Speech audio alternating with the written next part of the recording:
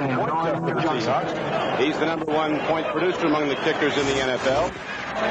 Missing only 1 field goal and 1 extra point all year. Deep men for Green Bay, ready to run it back. A natural grass field. This, of course, the home of the Milwaukee Brewers baseball team. The infield has been filled in. It's knitted well. It is a good playing surface. Johnson gets ready and hits the ball downfield. Seattle has been outstanding on kick coverage this year. Del Rogers takes it ahead. He's to the 20, turns to the outside and cuts down. As he gets to the 21, Dan Dornick, number 33, gets it after a 16-yard return. Dornick's been a terror on special teams as Lynn Dickey brings out the Green Bay offense. Not mobile Trump, but he throws well, and he's got a great one in Lofton. Dickey, probably the toughest mentally quarterback you can find in the NFL. This guy's playing hurt. Offensive line that has protected over the last couple of games, protected that quarterback rather well. I think Hallstrom, the right guard, is going to be an all-pro player. They have to protect Dickey. He's had a fractured leg in his career, a dislocated hip. He's not mobile, but he can throw. Got a big game in the snow at Denver. Now he's ready to put it up long, and here goes. Lofton's open. James Lofton in open field. He's inside the 20, and he's gone for a touchdown on the first play from scrimmage. No flag. 78 yards.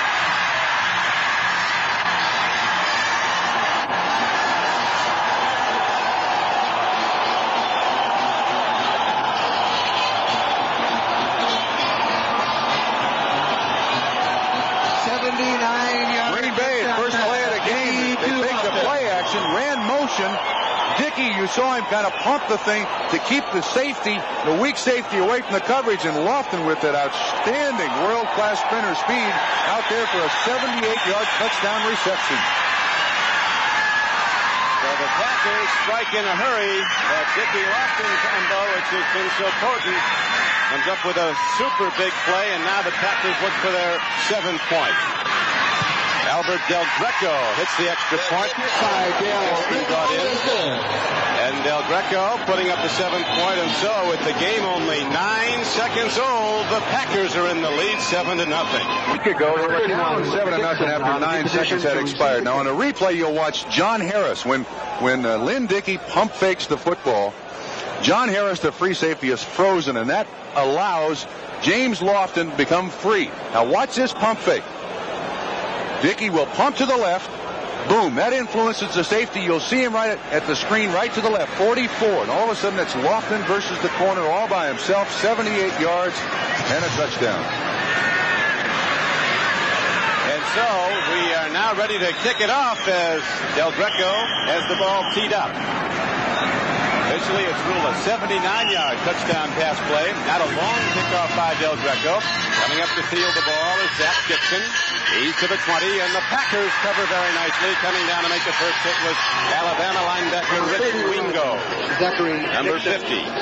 And here comes Dave Craig and the Seahawk offense out. Franco Harris, a man, as you pointed out earlier, Trump, on the pregame show, loves an off-field. He's going to get one today, it looks like. Notice, too, Daryl D.P. Turner. Would the Seattle Seahawks come back and do the same thing the Green Bay Packers just tried? Go deep on that first play. There's the offensive line. Done an excellent job in some games of protecting Craig. In other games, rather poor. First and 10 for Seattle with Green Bay on the board on the first play from scrimmage.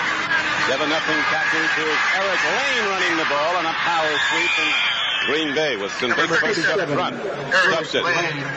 Looking at the Packers defensively, Charles Martin starts at left end, replacing the injured Alfonso Carricker. Terry Jones, the middle guard, he's done well. Johnny Humphrey from Auburn is at right end. He's a rookie. The linebackers, the strength of the defense with Anderson, Scott Cumby, and Douglas, all good ones. And the secondary, particularly good at the corners. Mark Lee and Tim Lewis. A rookie, Tom Flynn from Pittsburgh, has played well at free safety. Mark Murphy, the strong safety. Gain of 4. It's now 2nd down and 6, Seattle. To the run, on a counter. Eric Lane comes across the 25-yard line and gets to the 28. Well, regardless of whether or down a distance circumstances or score, Chuck Knox likes to establish control of that line of scrimmage. Historically, he has always wanted to be a good running game as St. Louis breaks on top of Washington 7-0. Didn't take them long to score either, did it? Cardinals out quickly in front of the Redskins, 7-0. Ball on Seattle's 28-yard line. Lomax threw to Roy Green for 38 yards and a touchdown for the Cardinals. Now 3rd down and 2 coming up for Seattle. Here's a blitz and they get it away. Taking the ball coming out of the backfield is Dornick. He has a first down for the Seahawks. And the doctor is out close to midfield. Van Dornick is finally run out of bounds by Ezra Johnson. On the quick screen. So on a 3rd down play, the Seattle Seahawks make it work. Interesting formation. 26 yards on the catch and run, but they had 3 receivers to this side. Watch the block by Edwin Bailey, 65, right there. That's the one that springs Dornick. He gets up underneath that block for 26 yards and a first down. Ball spotted at the Seahawks 49-yard line. Green Bay's in the lead, 7-0 on a 79-yard touchdown pass from Lynn Dickey to James Lofton on a first play from scrimmage. We're early in the first quarter.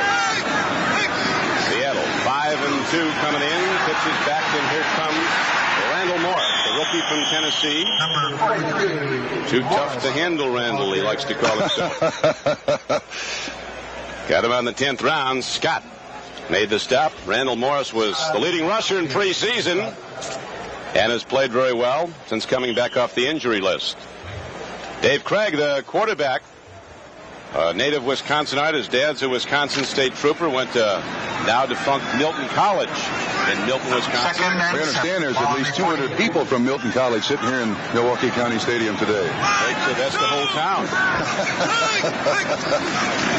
2nd and 8. They go to the draw, and Franco looks for room to run. Dips inside, turns outside, gets to the 45-yard line of Green Bay. Rocket hitter George Cumby from Oklahoma knocked him down.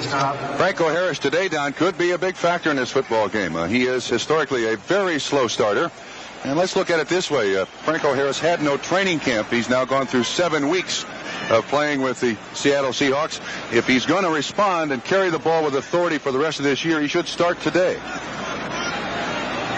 Franco's been doing it for a long time, a lot longer than his years of service would indicate, because he's got over a season of postseason games. He's over 1,000 yards rushing in postseason play. Nobody close. 3rd down now, and a long 4. Yeah, Seattle had 4 wide receivers in the ball game there. So, timeout on the field. As you can see, this is now the only stadium in the NFL where both teams are on the same side of the field, Don. This is a baseball stadium first, football second. Right now it's 3rd for Seattle. 3rd down and a long 4. Craig stands in and fires out. He's got Dornick again, and Dan Dornick, who picked up 26 yards on a 3rd down reception a short time ago, gains 12 on that for another first down. John Anderson, outside linebacker for the Packers, one of the best at covering the pass, is beaten on the play by Dan Dornick. 4 wide receivers, and so that meant single coverage, linebacker on running back. And this ball is well thrown by Craig. Dornick just gets that little distance between Anderson and himself. Good reception for a first down. This has been a well-run drive. That's the 6th play of this drive. Consumed about 3 minutes and 20 seconds, which the Seahawks, ball possession-wise offensively, have not done very well this season. Not had long drives, have not had the consistent running game. And now Craig throws for the end zone. Larkin's open. Touchdown, Seattle. No flag. So we've had a big play football game that's not even 5 minutes old. The right corner was trying to cover, but Larkin, who's been beating people for 9 years, did it again. 99th straight game in which he's caught a pass. This young man is a very tricky receiver. He doesn't try all-out speed. He tries to be fancy with his footwork. And he just got Tim Lewis turned around. Look at the distance between the receiver and the coverage man. 1, 2, 3, 6. Here's John Anderson on the blitz. Pratt picks him up very, very well. Craig is well protected. And we thought there'd be a little scoring with this slippery footing. How wrong we are. 51-yard touchdown pass play. Now Norm Johnson to try to lock up the game if he can. He does. Line drive, he nailed it. And so, big pass plays have highlighted the first 5 minutes of the football game. We're back, and Steve Larkin does indeed have his first one. He's in the end zone with it, 31 yards and a touchdown The 26th of this season, the 497th of his career, and the game is tied 7-all. Packers getting the ball back. Didn't take them long the first time they got it. First play from scrimmage went 79 yards. Dickey to Lofton for a touchdown. Short kickoff. Del Rogers takes it to the 20 and a great special teams play as penalty markers go down. Don, we wondered about this field. You can see at the 25-yard line, right between the hash marks, that it does appear that where the field has been sodded, it's going to pull up easily. On that particular coverage by the Seahawks, illegal, pushing it back. Well, we had one kickoff without that. Now you can see them. You can see them replacing the turf. The player himself at the 25-yard line there. Bob Frederick, the referee, and a legal block is signaled. It was Eric Lane who made that spectacular special teams tackle. Lane and Dorney outstanding on those kick coverages. Eric Lane, the special teams captain. Defensively for the Seahawks. First down on their own 9. Big, tough guys across the front three, and Jacob Green, Joe Nash, and Jeff Bryant as the Packers come out. 1st and 10 from their 9-yard line. 11:16 to play. First quarter. The game is tied 7-all. Leaving early was Jacob Green. The left end. We'll see if he was drawn off as markers go down. Penalties are up 13% in the National Football League this year. You could hear. Here's the call. On the defense, number 79. I think you could hear the difference in inflection in Dickey's voice that drew that guy off. Jacob Green and Jeff Bryant are both number 1 draft choices. Joe Nash might be the guy who goes to the Pro Bowl, the free agent in the middle. Schultz, Shelton Robinson, 57th, the leading tackler. Greg Gaines has come in for the injured Michael Jackson. They think Easley is one of the great strong safeties ever to play. He really makes it tough to run to the strong side because he's right up on the line of scrimmage. Now a handoff goes on 1st down at 5, and breaking into open field and getting ahead for good yardage. It's Jesse Clark, a 235-pound fullback. The free safety knocked him down, but the gain's good for 21 Trump. So far, great big plays by both offenses. Here, this is just a simple short trap. You see 74 Huffman pull on Schultz, and Clark pops right up underneath there. Looked like an arm tackle there by the Seahawks. Allowed him to get his head of steam. John Harris gets him to the ground finally. So the Packers with a good trap block up front bring the run. They're now out to their 35-yard line. 1st down and 10. Play taken. Dickey wants a long one. He's got his tight end, Kaufman. He's stuck hard at the 49-yard line, but the Pack gets a 1st down and a 15-yard gain. First down to Paul Kaufman. I haven't picked up exactly what the Seahawks are doing defensively here yet, but we've seen several instances where there's man-to-man coverage. And this, too, is man-to-man coverage. Kaufman beats easily. You see 45, and look, there's 5 yards difference there. 56 gains underneath. Paul Kaufman, the free agent sign, had a tough way into a tryout, but he's been to 2 straight Pro Bowls for the Green Bay Packers. He sets himself now strong to the right. It's 1st down and 10. From the 49-yard line, Dickey wants some more, and throw it nowhere. John Jefferson was running a straight post pattern, and Dickey was looking for somebody to go down and out. Dickey's looking down the field. That's probably a pattern that the receiver reads on the fly, and it's a communication between quarterback and receiver. Someone made the wrong choice.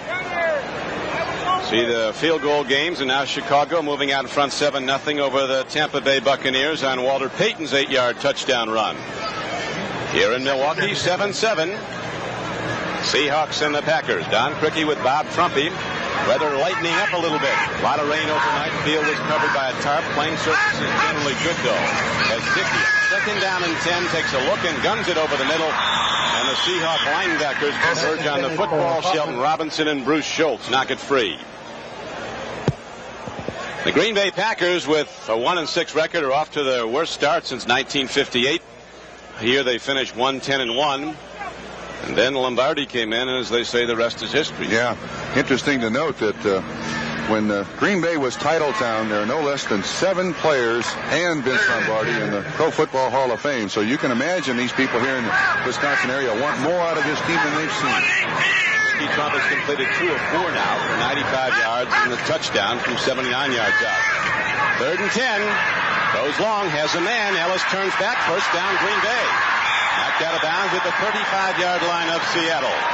The Packers keep moving it down the field. Dickey, not a mobile quarterback, but when he gets time, as he's been getting, he's deadly. Very accurate quarterback. And Green Bay has done an excellent job against Seattle. That was a 6 defensive back set by the Seattle Seahawks with 1 linebacker and 4-man rush. And still, they were able to get the ball in the running back, Keith Simpson, 42 on the coverage. So the Pack leading tied in the game, 7-7, moves it down the field now to the 34-yard line of Seattle. Phillips is wide right, replacing John Jefferson. Pitch back goes to Harlan Huckleby.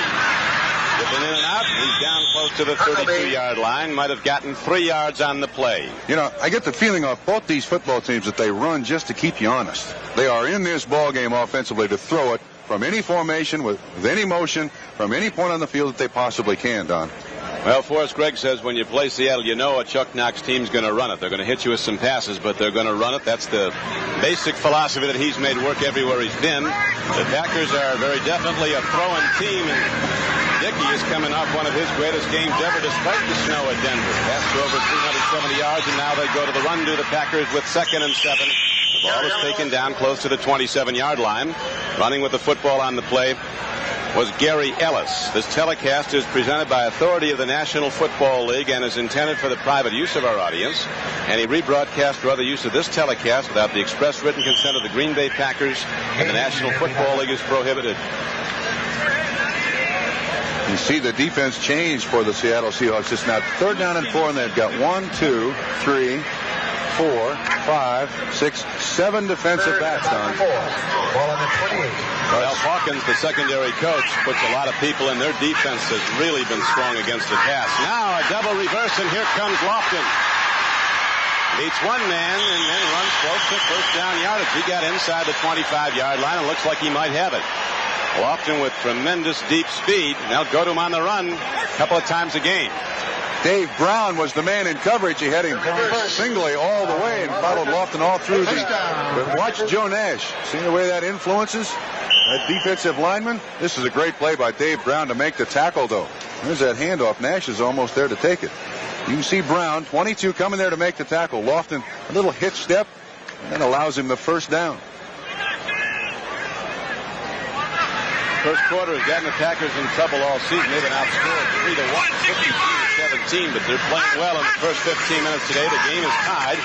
Green Bay goes to the run on first down. There's not much there, but Harlan Huckleby, in his 5th year from Michigan, works hard to get close to the 20. Miami, unbeaten through 7 weeks of play, jumps out in front of New England 3-0 on a Von Schaumann field goal. Joe Ferguson of the Buffalo Bills said the best defense he's played against, including Miami's, is the Seattle Seahawks. Tom Catlin, defensive coordinator, has been with Chuck Knox wherever Chuck Knox has been in the NFL. Green Bay's offense controlling the ball on this drive very nicely. Lofton right. Jefferson left. Dickey to Lofton. He's open. Touchdown Packers. Lofton just killing a good secondary. He's that good. 20 yards and a touchdown, so you remember Monday night. Forrest Gregg said our offense scored 28 points, 14 for Denver and 14 for us. Today, the Packer offense is putting points on the board for Green Bay. No, he was double covered, too.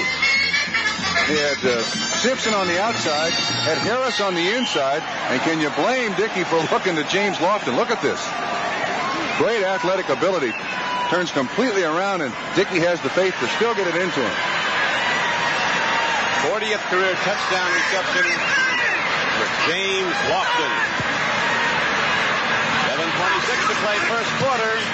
Extra point by Del Greco is up and through, and the Packers moving nicely in the first quarter. Open up a 14-7 lead. Join us next Saturday on NBC Sports World for the rematch of the Milwaukee Packers. Doing well over the years against the Seahawks here. This is the Pack's first appearance at Milwaukee.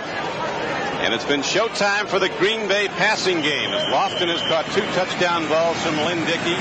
79-yard play a moment ago, a 20-yard touchdown pass. It's 14-7 Green Bay.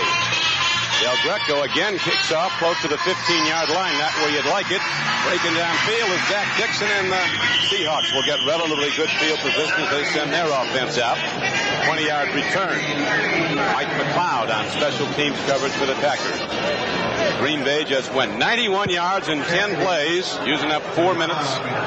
Lofton again on the payoff end of a throw from Lynn Dickey. Happy birthday also for Dave Craig. He's got it all going here today. Yeah, you're right. Home state. I think the town of Milton is like 90 miles west of here, out in the middle of the farm country of Wisconsin. Now they start to go to the run and take it back to Randall Morris. Number 43, takes it out to the 40-yard line on a first down carry for Seattle.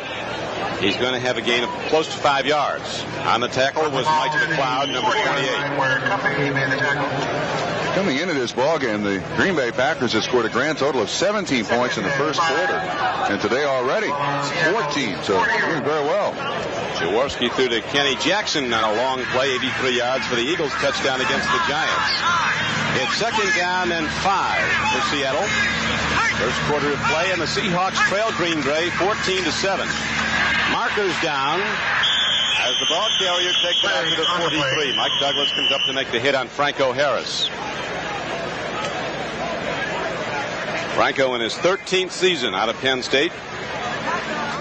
He really picked up the attitude of this team at a time they needed it very badly, losing their best player, Kurt Warner. Defense, number 53, offside. Now let's take a look. Got the outside linebacker Mike Douglas jumping offside. He's the quickest Packer linebacker and a good sacker. He gets to the quarterback. So the ball is advanced out to the 45-yard line of Seattle, and there it's first down and 10 for the Seahawks. You pointed out earlier, Trump, they've played 5 games in domes this year, won all 4 at Seattle and also one at Minneapolis. Yeah, this is like the weather is outside the Kingdome in Seattle. They're used to playing inside the Kingdome in Seattle.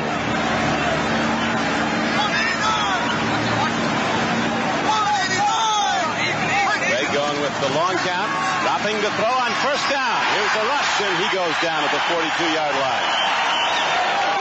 Coming hard was Douglas, number 53, that linebacker who jumped offside the previous play, so he was ready to blitz. They were looking for that play. Don, you had just mentioned what a great sacker Douglas was. You'll see from the right-hand side of the screen, Franco Harris there is the man responsible for the pass protection, and Douglas just pushes Harris right back into the face of Craig, and he just takes the ball with him. Don't throw the ball late down the middle. That's his 5th sack of this season. It's a real good year for most linebackers. Absolutely correct. So now, after a loss of 3, it's second down and 13 for Seattle. Again, the blitz. They pick it up pretty well, and Craig gets time, lets it go long to Darrell Turner. But the Packer coverage is excellent. Jim Lewis had him outside, and Mike McLeod had him inside. Tom Flynn apparently is injured, pulled a hamstring, I believe, and is on the bench. So McLeod is in there, a rookie from Montana State, playing free safety. I tend to think that the coaches up here in the boxes go down to the Seattle bench and say, hey, look, we got a rookie in there at free safety. Let's try him one, see if he's going to be back there in coverage. That time he was. The Packers, in their storied history, had one fantastic win here at County Stadium. 67, they beat the Rams for the NFL championship on a cold day. Green Bay off to a good start, playing on the grass field. Their passing game very much in tune. Everybody in sync, and Lofton with 2 touchdown receptions. Now on 3rd and long, the Packers are coming with 5 people. There's a throw, but it's too high. Coming across after the ball was Chris Castor. And so we'll have the first punt of the football game with 5:55 to play in the first quarter. Packers with 5 defensive backs and everybody coming up front, trying to put pressure on Craig. Back deep for Green Bay in the punt return. Philip Epps in the position. Philip Epps is going back, number 85. He was drafted by Green Bay in the 12th round in 1982. Has turned into a top return man. Very quick. Jeff West hits the punt from his 34-yard line. A high punt. Here is Epps finally signaling for a fair catch at his 22. Waiting for the last moment. Seahawks with excellent special teams play and coverage. And right now, a reminder that the Raiders are coming, and Air Coryell is waiting in San Diego. In the Packer passing game, it doesn't get much better than this. You're right. This guy is really one of the gutty players in the NFL, too. He's all padded up, out there to play. Right now, he has a 1st and 10 and goes to his big fullback, Jesse Clark, collision runner from Arkansas in his 2nd year. Jesse Clark gets ahead across the 25-yard line. They'll spot the ball all the way out at the 29. So it brings up 2nd down and about 3. Dickey is part of that great quarterback class of 71. Jim Plunkett, Archie Manning, Dan Pastorini, Kenny Anderson went on the 3rd round as Lynn Dickey did when he went to Houston. But his best years have been come in Green Bay. 2nd down and just about 3 as they go back to Jesse Clark, and he breaks it open. And Clark, running hard, takes it across the 45-yard line out to the 47. We had a hard runner and a hard hitter, a home run hitter. Chuck Knox calls Kenny Easley the man who struck him down. 16 yards on the carry. This is an old college play. They fake the pitch, and it's the fullback going the other way, trying to influence the defense. And watch Easley get that shoulder into Clark. This is a collision. You're right. Down in front. Boom. That's Easley. Yeah, that's a 200 pounds, too. He's a heck of a hitter. And a 1st down for the Pack. And now they go back to the run. Up the middle is Gary Ellis. Shelton Robinson comes back and nails him. If you grow up to play in the NFL, Don, you don't want to grow up to be a nose tackle. Let me tell you that. Watch Joe Nash and the number of people that are on him. That time it's the right guard and also the center. The idea of the nose tackle is to just stand your ground. Make sure those linebackers are free to pursue behind the line of scrimmage, behind the defensive line of scrimmage to make the tackles. Nash is outstanding at that. Gain of only 1 on a good play by Shelton Robinson. So it's now 2nd down and 9 for Green Bay. Packers leading in the game in the 1st quarter, 14-7. Dickey with a throw and a catch to Phillips.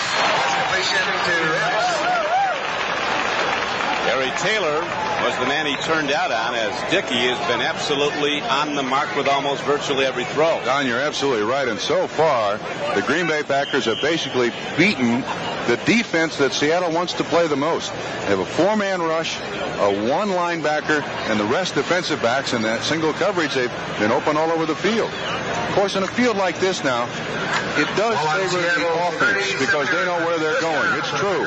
So the defense does have to give them a little bigger cushion. This is a much better knit end of the field. This is the outfield portion, so there's no problem with the turf coming up here as the Packers go to throw again against the blitz. The swing out goes to Gary Ellis. And Ellis gets down to the 30-yard line on a 1st down play. He's ahead for a gain of about 8 yards. The Packers keep on pitching and keep on gaining. Outlet receiver, Ellis. One of the most difficult passes to complete in the NFL, mainly because it's not going very far, but the receiver is going away from the quarterback, and it's tough to get it to him in stride, and that's the idea. Dickey throws it very, very well. So does Craig. No turnovers yet, but you have to be ready for some when the Seattle defense is out there. They're 2nd best in the NFL at the turnover ratio. They're a +12. Knox preaches, getting 3 balls, and now on 2nd and 2, crashing run up the middle by Jesse Clark gives the Packers yet another 1st down. They move inside the 25-yard line and down to the 24-yard line. When Forrest Gray came here, one of the things he wanted to reestablish was the tradition of the Green Bay Packers. That tradition, a physical football team. He's got a couple of guards in there now, Huffman and Hallstrom, at 280 plus, and they try to bang it out at the line of scrimmage. 2 or 3 years ago, this was a finesse football team. Not anymore. 1st and 10, Dickey looking for some more, swings it out to Huckabee, and he is down to the 20-yard line. A gain of 4 on the play, 2nd down and 6 comes up. The Green Bay Packers show whole diversity of their passing game. Jacob Green finally ran down Huckabee, but on this overcast day in Milwaukee, the Packers drive on. Now the Redskins have scored. Theismann to Clint Didier, 3 yards out for a touchdown. 7-7. Washington on a 5-game win streak after losing their first 2. Now your comment about Dickey is very, very good. He is excellent at finding that outlet receiver. He doesn't stay with that primary receiver very long. And he'll throw it out there in the flat, let the running back pick up 6 or 8 yards.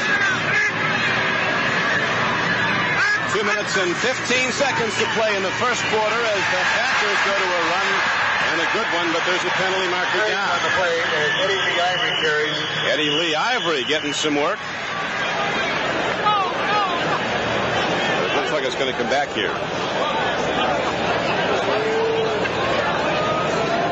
2:11 to play in the first quarter, and the signal is against the Green Bay Packers, so the run comes back. Going to be second down about 11 where they'll mark it off. Illegal motion on the offense. It was the right guard, and it will be a repeat of the second down. So this time they'll go from the 25-yard line. Ron Hallstrom apparently jumped off. He's easy to pick at 280 pounds. When he moves, you notice it. I think he's going to be potentially as good as Gillingham. Look at him right there. Number 65, the right guard. Second down 11 now for the Green Bay Packers, who deployed 3 wide receivers. Here come the blitz against Dickey, and they'll get him. Coming up from the left corner was Keith Simpson, number 42. Simpson. One thing you won't see Lynn Dickey do, and that's scramble around back there. He is one of the game's most immobile quarterbacks. But at that time, the Seattle Seahawks just trying to upset the offense. You'll see him come into his picture right there. Now he's basically unblocked. You see Clark 33 looking for somebody.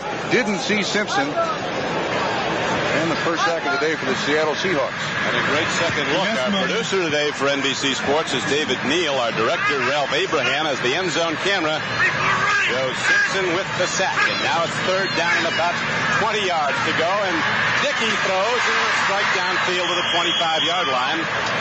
But the defense of the Seattle Seahawks, led by Paul Moyer on that play, is there to make the knockdown way short of the first down. So the kicker comes out. Del Greco's in. Garcia went out with a hamstring injury. Del Greco is not a long-range kicker. His kickoffs, he's had 2 here in the game. This will be only the 15-yard line. This will be his first attempt as a pro, too. Jefferson on that catch. He seems to catch him underneath. Lofton seems to catch him deep. Anytime? Wherever they are, they're open, and Dickey's there. Now 47-yard attempt. He's got enough. He did it. So Del Greco hits a 42-yard field goal they're crediting him with now. Nothing to it. This guy was just picked up after Garcia got hurt. Scribner on the hold, the punter.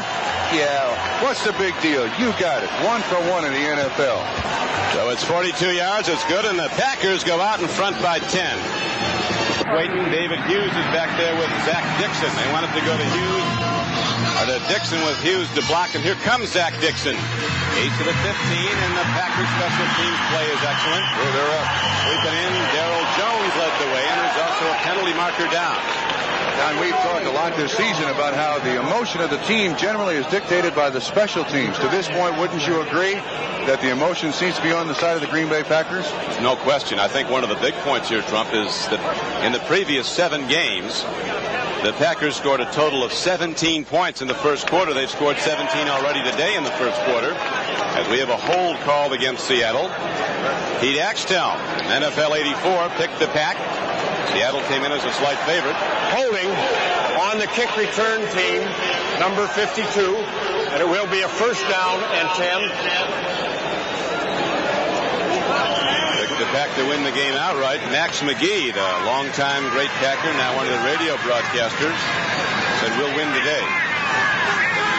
We're due to win. We're a good football team, a lot better than that record. So far, he's right.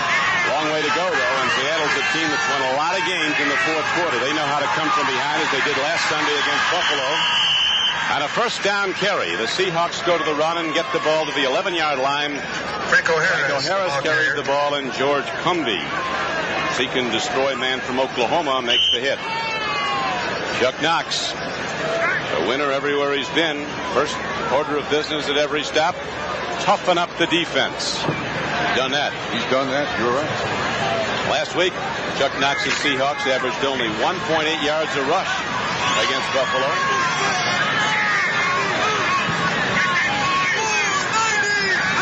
Now on 2nd and 8, they go to the run. And Randall Morris turns the corner, but a lot of Packers were there to get him. Randy Scott, inside linebacker from Alabama, number 55, was the first to make the hit. And just to add something to your point, the Seahawks last week had one rushing first down. That's the end of the first quarter. There's not a whole lot of people playing anything that can say they went to Hilton College. I thought it was interesting. Dave Craig said somebody told him that they were bringing 2 busloads of people down here for the game, and he said, gee, there'll be nobody at home, will there? There it is. Green Bay has controlled the ball in the first quarter, something they've had a problem doing. Time of possession has been a real problem for the Pack, but today it has all come together. Their passing game has been brilliant, and it's inspired their defense, which is right now shutting down the Seattle Seahawks. Seattle on third down goes from the shotgun. 4-1-6 now for the Packers. Craig looks to run, and he's going to be ahead for a first down. That was a called play, it looked like. All the way. Dave Craig takes it ahead to the 30-yard line, so he gets ahead for a 16-yard gain on a Seahawk first down. Mark Murphy, the strong safety, finally got it. Now, the thing about this defense is you've got a linebacker assigned to the running back. Craig fakes like it's going to be a pass, and then there's nobody there to tackle it. You see one good block by Blair Bush. Whoop, almost a hold there. But he does pick up enough yardage for a first down. On the Seattle's 29-yard. Excellent call by Seattle. So now it will be first down and 10 for the Seahawks in their 29-yard line. Craig stands in, rifles one in the flat, but the man who calls himself too tough to handle couldn't handle a football. Randall Morris. The first quarters are in. Biggest thing is the time of possession. Seattle has had but 2 5-minute drives in this season, 1 6-minute drive, and with a lack of running game, they just can't keep the ball for a long period of time. Packers had the worst average time of possession in the league going into today's game, just 25 minutes a game. They've been dominant in the first quarter, leading the game 17-7 early in the second quarter.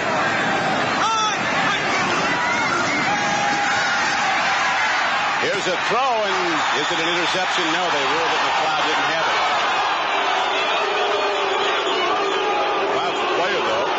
Rookie from Montana State, standing in for another rookie free safety, Tom Flynn, who has a leg injury, started the game but had to go out.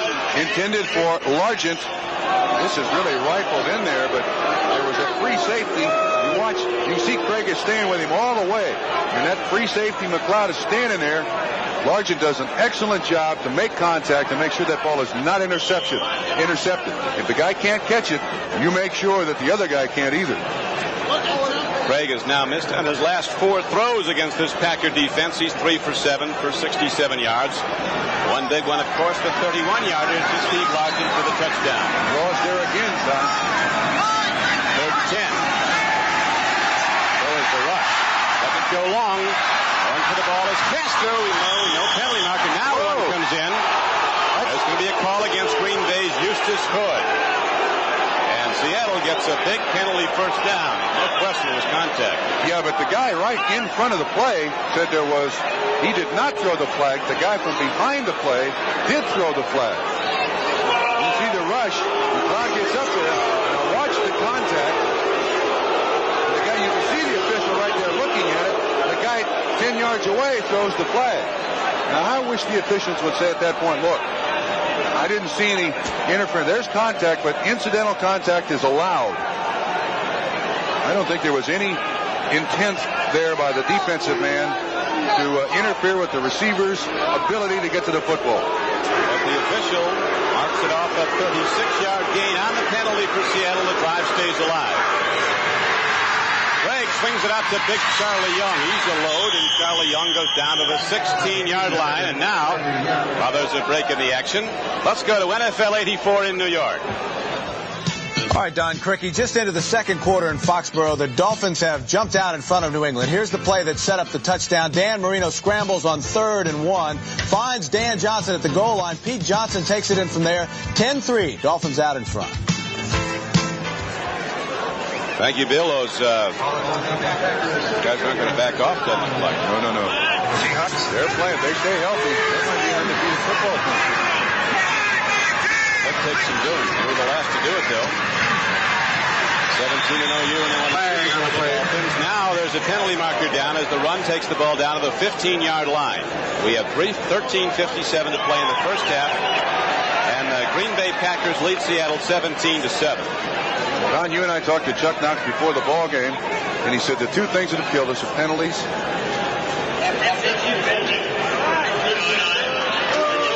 Holding has been the big penalty. They've been penalized a lot, has the Seahawks defense. Penalties and sacks have hurt this offense more than anything else. And he said the reason being, we can't run the ball with great regularity, so we got to throw it, and of course that puts more pressure on our pass protection. But what the Seahawks have achieved this year, a 5-2 record in the best division in football without Kurt Warner, who we're happy to report is having a very successful rehabilitation. His physicians think he's going to be back as good as ever next season, but he won't play again this year. Right now, the Seahawks, who rank 25th in the NFL in offense coming into the rain's held off. Actually, the skies are clearing over Milwaukee. A very intense rain last night as we're in the second quarter at County Stadium. Don Criqui with Bob Trumpy. Seattle with the ball, trailing the Packers 17-7.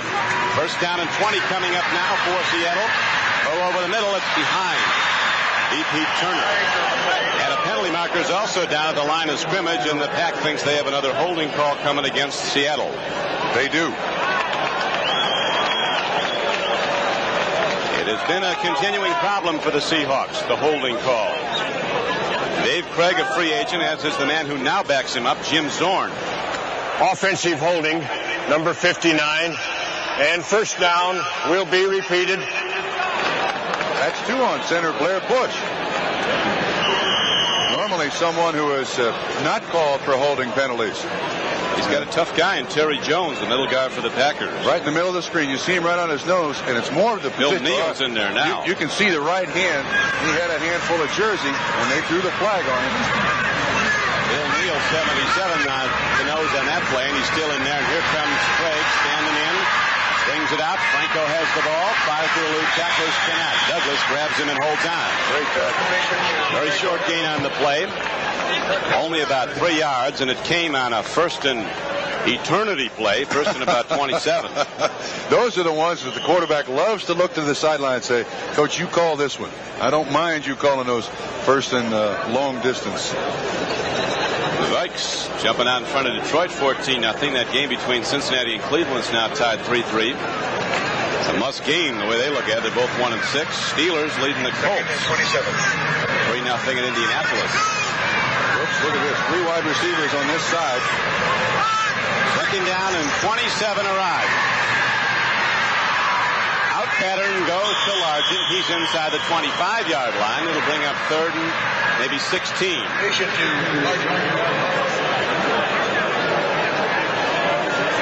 Once again, single coverage. They flooded the field with receivers right in the middle. Watch the move he puts on. That's Wilmer's on the coverage. Largent runs those precise patterns. This slippery field doesn't seem to bother him. Whoop, watch out, photographer. Otag goes down. Largent closing in on 500. He's 2 away now. Excuse me, I had the wrong guy there. That's Estes Foot on the coverage for the Green Bay Packers. This is the 9th play of this drive. Seattle needing to get in the end zone. They're down 17-7. Here's a throw and a strike and a real hard hit, but it's short of the first down. Gary Hayes came up to make the hard hit on Chris Castor, number 83. Held on, though.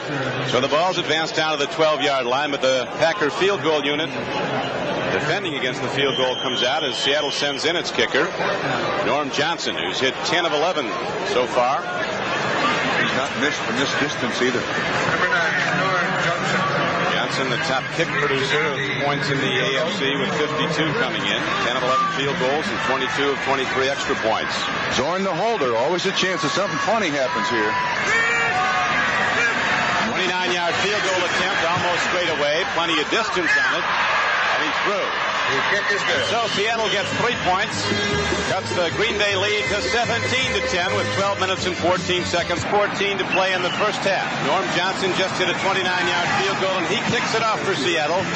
Green Bay Packers ready to receive it. Green Bay leading 17-10. Del Rogers tries to turn the corner. And again, the special teams of Seattle sweep down and make the knockdown short of the 20-yard line. James Lofton coming out. He's caught 2 for touchdowns already. 179-yard play on the opening play from scrimmage. The other a 20-yarder. Not bad at all. That's a nice start. First 3 possessions of this game resulting in points for Green Bay.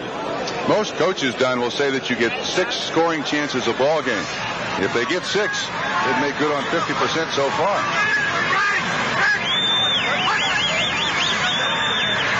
Dickey stands in and throws the ball, and his tight end Kaufman catches it across the 20. First down play, good for a gain of about 6 or 7 yards. Sheldon Robinson made the knockdown. Interesting story, Paul Kaufman actually talked his way into a tryout. John Meyer was one of the assistant coaches with the Packers, was looking at some other players from Kansas State. And this kid came up, Paul Kaufman. I've got to have a tryout. I can do it. And they got him as a free agent. Been to the Pro Bowl the last 2 years. Pretty good salesman. And Dickey also played his college football at Kansas State. Now his 14th year in the NFL. A handoff. Not much there. Running with the ball is Jesse Clark for the Packers, and he gets on a 2nd down and 2 play about a yard. Looks like he'll be just short of the first down. 5 for 53 for Jesse Clark. The Buffalo Bills, they're losing every week in Denver right now. Part of that tough AFC West out to a 17-0 lead. Elway's thrown for 2 first-half touchdowns.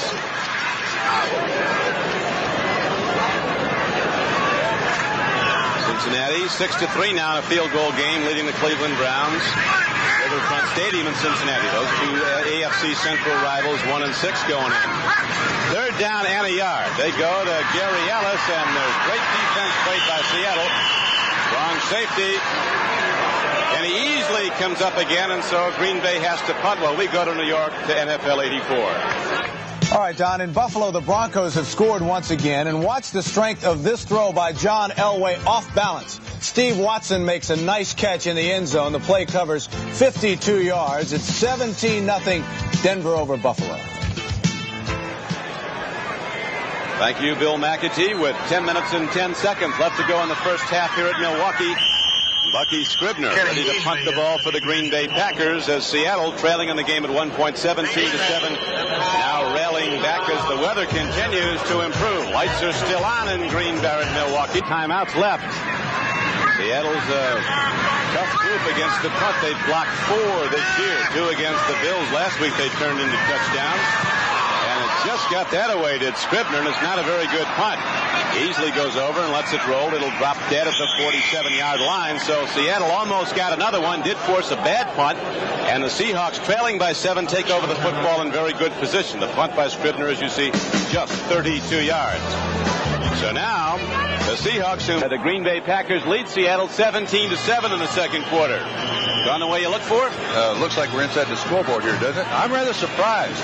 We figured that there's going to be some problem hanging on to the football, but so far both teams have been able to hang on to the football. Made an awful lot of offense in this first half time. The run on first down. Eric Lane takes it ahead for the Seattle Seahawks across midfield and down to the 48-yard line of Green Bay, where Mike Douglas knocked him down. Gain of 4 on the play. It'll be 2nd down and 6. Hey, Don, Seattle very much in this ball game. 2nd and 6. Not a lot of offense once again. 25th in the league coming in, but always finding a way week after week. Here's the pitch back. Franco cuts back, running hard on 2nd down. He got a couple down to about the 47-yard line of Green Bay as the game clock winds down. 9:14 and running to play in the first half. Eagles continue to lead the Giants 7-0 on the Jaworski touchdown pass. The Bears opening up the divisional leader in the Central of the NFC, leading Tampa Bay 20-3 in Florida.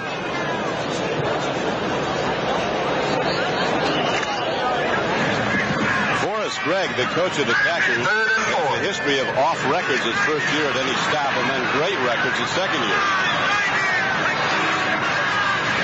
Second year at Cincinnati at the Bengals in the Super Bowl. Here's a throw down the field, and his completion is made to Charlie Young. Are they going to give it to him? They are. It's going to be a first down. 3rd down and 4. Craig on a desperation move gets the ball away to tight end Charlie Young, and the Seahawks drive on. Bill Neal had a hold of his legs. We'll see it once again. Neal coming right at you. He steps up, and they don't consider that in the grasp. He gets it off to Charlie Young, just enough for a first down. Oh, nice play. That's very nice. Trump, I was talking to Greg before the game, talking about bad first year and the great second year. I said, maybe next year you'll be in the Super Bowl. He said, you guarantee me that, I'll take it right now. First and 10 as Craig has a big rush against him, and he's got a major problem, gets it away. And they're going to call intentional grounding or holding. Wait a minute, why is he throwing the flag? Intentional grounding, one of the most expensive penalties in football. Costs you a down in addition to big yardage. Robert Brown, number 94, came on the run. But Charlie Young was standing right there. 87, the tight end, was standing right there. I'm not sure that flag is going to stand. We'll see what happens here. There was a receiver. Against the offensive quarterback, and we also have an unsportsmanlike conduct foul on the bench.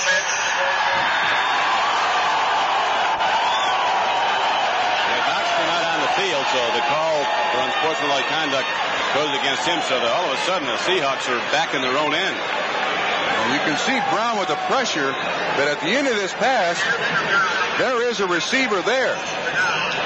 He wasn't trying to get it to him. Well, but wait a minute. He doesn't have to try to get it to him. All he's got to do is throw it in his direction. Boy, that's an expensive play. You're right. So that play not only cost the Seahawks a down, it cost the Chuck Knox team 32 yards. With the penalties assessed all the way back now, the ball is spotted at the 28-yard line of Seattle. So now they come up with second down, and so far not quite 42 yards. Throw it that far with a 15-yard drop. Yes. Here's a throw to Largent. I guess he can. He gets a lot back, and Largent's not done as he comes inside the 45-yard line. So they got a lot of it back. About the third down coming up now, about 17. Don, watch Largent run this pattern. He's not particularly fast, but he's very, very tricky. See those little jab steps? That gives him the distance between him and the defender. It's his third catch, 29 yards on that one. Well, he just continues to befuddle defenses all over this league. Ken Meyer, the quarterback coach for the Seahawks, was saying before the game, Trump, that one of the things Largent does is turn his head when he's running. He'll turn his head when he does it in such a way the defender's sure he's going to cut that way. Then with his head turned left, he'll cut right. Yeah, the other thing is he looks at the defender's eyes, stares right at him. Coach number 80's having a big day today. Here's number 80 for Seattle. Largent on third down and 13 makes another reception. And all of a sudden, from second and 42 on consecutive throws to Largent, that one for 18, the Seahawks have a first down. McLeod with the coverage once again. I mean, this is a marvelous combination. We'll see Largent from the inside. He gets around the defensive back at the line of scrimmage. You see there. Now, once he gets behind those guys, they lose sight. He's got guts, too. He catches the ball short in the middle with the big guys, and that's number 500. In 9 years, this guy's had 500 pass receptions. Too small, too slow, only great. Largent and the Seahawks drive on. They've really got out of the hole on those two throws, and now into the end zone the ball goes. Going forward, Tyron Walker. The defense was good by cornerback Tim Lewis of Green Bay, and the clock is stopped with 6:17 to play in the second quarter. That's one guy that they don't generally throw in the direction of. I don't mean the receiver. I mean Tim Lewis. Yeah, he was the number one out of Pittsburgh a couple of years ago. 5'11", 190. He said after the Denver loss, we feel our defense played great football and it's going to continue to. That's one thing about the Packers. They all, to a man, said this isn't a down team, it's an angry team, and they've certainly played soundly in the first half. Seattle has stayed right in the game, though. You get the Seahawks down, you don't have them out. They're down 17-10 now, and they're still driving back, even though they had second and 42, 3 plays to go. Now, Craig takes a look and then Bill Neal, the middle guard. Another University of Pittsburgh product, came in from the New York Giants, takes the sack. Could have lost his footing. Largent gets held up at the line of scrimmage. You'll watch this. You see Turner go down the field. Then 26 for the Green Bay Packers gives him a little nudge. See him look inside. You said he looked inside. Greg had no receiver to throw it to. So instead of possibly looking at a penalty for intentional grounding or a sack. He hangs on to it. Now from an overcast sky, we have sun shining in Milwaukee. Packer defense been on the field a long time in this drive. 5:50 to play, first half. Third down and 14 for Seattle. Seahawks trailing by 7. Largent is open. Here's a throw, and it's going the other way, and they go down to Darrell Turner, who's in the end zone, but there is also a penalty marker down at the line of scrimmage, so it all could come back. It will come back. It is against Seattle. Gee whiz, they've had illegal procedure. They had 4 wide receivers in the ball game, Don, and throughout this first half of the season, wide open. Yeah, we've seen those formations with not enough guys on the line of scrimmage. Not saying that's what it is, but occasionally that does happen, that you don't have enough guys on the line of scrimmage. Illegal formation. 64 on the offense. Third down will be repeated. We'll try to pick it up here and see exactly what the problem was. Oh, they're calling 64. He's not on the line of scrimmage. 64 is Ron Essink, and he's the tackle. The other thing is, I don't know if you realize that, but offensive linemen must have their shoulders square to the line of scrimmage. Look at that. Boy, boy. Penalties continuing problem for the Seahawks, and certainly today. Now, third down and 19, they get Craig. Busting through was Ezra Johnson, the captain, secretary of defense in Green Bay. He'd been troubled with injuries, now back in peak form. Led the team with 15.5 sacks a year ago, did Ezra Johnson. Now, Don, the Seahawks gained about 80 yards in that drive and ended up 4th down and 25. One year, Ezra Johnson had over 20 sacks, 20.5 sacks. Today, the Pack defense has gotten to Craig 3 times, sacking him. Now, after getting down close, Seattle Seahawks have to punt the ball. Jeff West is the man.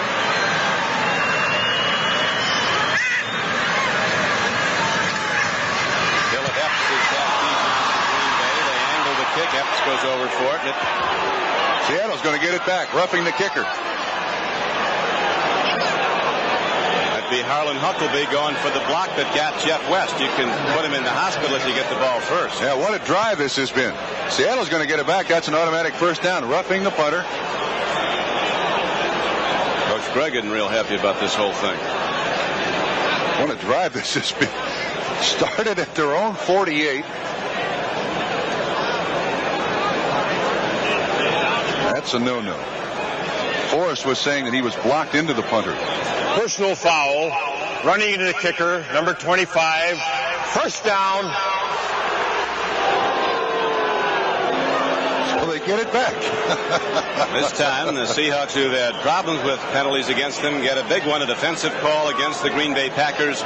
Give Seattle a first down, and the ball spot at the 40-yard line of Seattle, of Green Bay. Well, let's see if Forrest Gregg had any reason or right to complain. You see the fullback. He takes on Harlan Huckleby on the outside. Well, there is contact that does get him into the punter, but still the flag thrown. Ninth play of the drive coming up. Seattle's had the ball for almost 5 minutes. Trailing by 7, the Seahawks go to the run. And Eric Lane takes it down inside the 35-yard line, down to the 33. The knockdown on the play is made by John Anderson, number 55, a 7th-year linebacker from Michigan. Nothing disparaging about Eric Lane, but you saw him kind of stumble coming through the line of scrimmage with a healthy Kurt Warner. Don't you think he'd have picked up a lot more yardage? I'd love to have him back, and they will next season, but this year they've got to go with what they have. As Chuck Knox likes to say to his team, regardless of the conditions or who you've lost with injuries, you play the hand that's dealt you. Seattle has done that very well. Craig on second down and 3, hands off, and Franco Harris takes the ball down to the 30. It looks like he might have a Seattle first down. Randy Scott on the tackle. Franco got some tough yards there. He's just gone through training camp, although he has a first down. I don't know why they're measuring. Now they say he's got it. You're right. If he can help this ball club running the ball over the last half of the season, as you mentioned, the psychological lift he gave to the team after Warner was hurt. If he can add some yards rushing and be a good tough runner for them inside, what's going to help this offense a great deal. The Seahawks keep the drive alive, an unlikely drive it's been. You'll remember not that long ago they were 2nd and 42 in their own end. they were forced to punt. They got it back on a roughing the punter call, and now a throw over the middle of Largent is low, so it's going to bring up 2nd down and 10. Mark Lee on the coverage by Largent came inside of 2 guys releasing downfield. If the ball had been thrown, I think he would have gotten the 1st down, although Mark Lee was very close in coverage. 22. One of those young guys that's coached by Ken Riley, former teammate of mine. His first year as a coach in the NFL under under Forrest Gregg. And these cornerbacks are getting an awful lot of credit for some of the success of this Green Bay defense.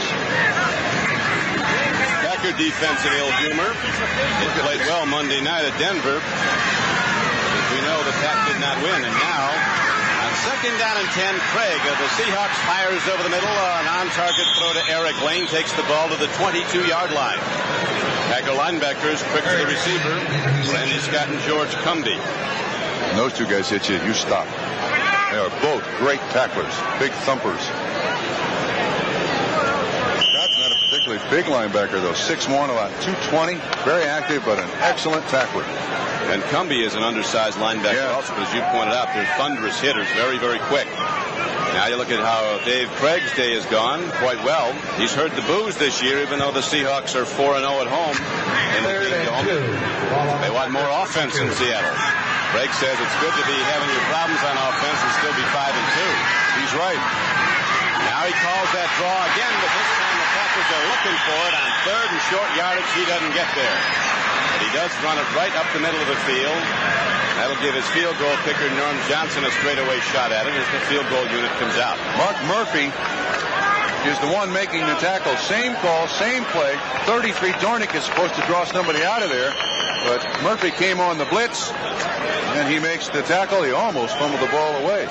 79 also on an assist, Donnie Humphrey.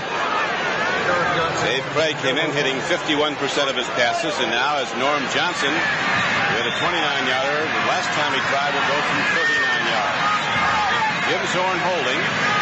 Gets it, will bring the Seahawks back to within 4 points, and he does. Hit by Johnson is good. Norm Johnson is on target with 2 field goals and 2 tries, and the Seahawks are right back in the game, trailing 17-13. They'll kick it off when we come back. Now we're ready for the Seahawks to kick it off. Don Criqui with Bob Trumpy, County Stadium, Milwaukee. There are the Packer deep men, Del Rogers, 35, and Harlan Huckleby, 25. Johnson just hit a 39-yard field goal for Seattle, cutting the Green Bay lead to 17-13. Del Rogers has a problem. That's a free football, and he downs it, so it comes out to the 20. The Seahawks special teams men under special teams coach Rusty Tillman, the special forces they call them. They've distinguished themselves all year long. Sure have. They've been a big part of the Seahawks' success. Look at the total yards through this first half. Both of these teams have struggled offensively, especially the Seahawks. That may be their best half so far this season. Last drive by the Seahawks consumed almost 8 minutes on the clock. So the Packer offense has had a lot of time to get ready. And here comes Lynn Dickey to bring him out. Lofton, who's been a tremendous player in this game, as he is every week, with 2 touchdown receptions is wide left. Off the bottom of your screen, Dickey's looking at him. Dickey's got him. He drops the ball, though. He doesn't miss often. I think that hit from Dave Brown helped. You're absolutely right. He had the ball in his hands, knocked away by Dave Brown. 2-minute warning. Of course, at halftime, we'll be going to NFL 84 in New York. NFL 84, they tell you what happened and how it came to pass as the NFL season moves to the halfway point this weekend. This is the 8th weekend to play. The Green Bay Packers, winners have just won their first 7 games, leading in this one 17-13. Now at 1:58 to play in the first half. Dickey throws on 2nd and 10. Whoa. Tip ball intercepted by Seattle. The Seahawks have the football. Terry Taylor got the tip ball, and he rings it back inside the 15-yard line. An 18-yard return by Terry Taylor, a rookie from South Carolina. 15th interception by the Seattle Seahawks defense. It has been a turnover defense. This ball should not have been thrown by Lynn Dickey, and I think he knows that. Although John Jefferson right there, overthrown, tipped, and caught. Big play, which is through the first 7 games of this season, has been very characteristic of the Seattle football team. They really forced the turnovers. They were second only to Denver in the takeaway ratio. 5th 15th interception of the year for the Seattle defense, as you see. The Seahawks this season have also recovered 17 fumbles. They're tough. So's the Packer defense stopping the run as Eric Lane came across on a counter. 1st and 10 from the 15-yard line of Green Bay.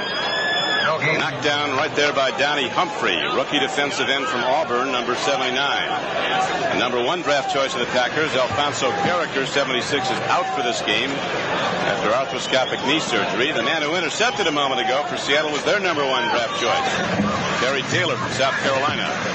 So now with the game clock running, you see it 1:19 running. Seattle challenging, trailing 17-13.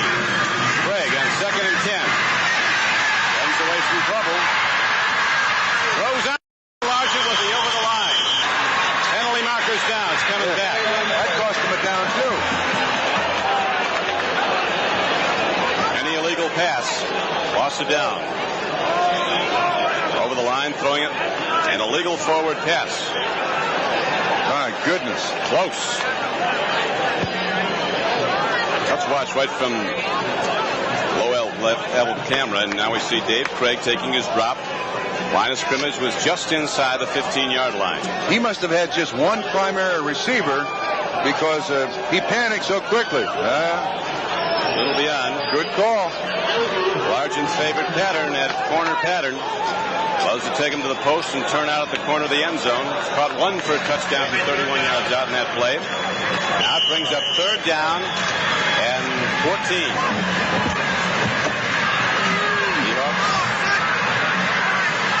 Victimized by a lot of flags here in the first half. From the shotgun with 5 wide receivers running patterns. Craig stands in, takes a look and throws. He's got a man open. Byron Walker down to the 3. And penalty markers are down.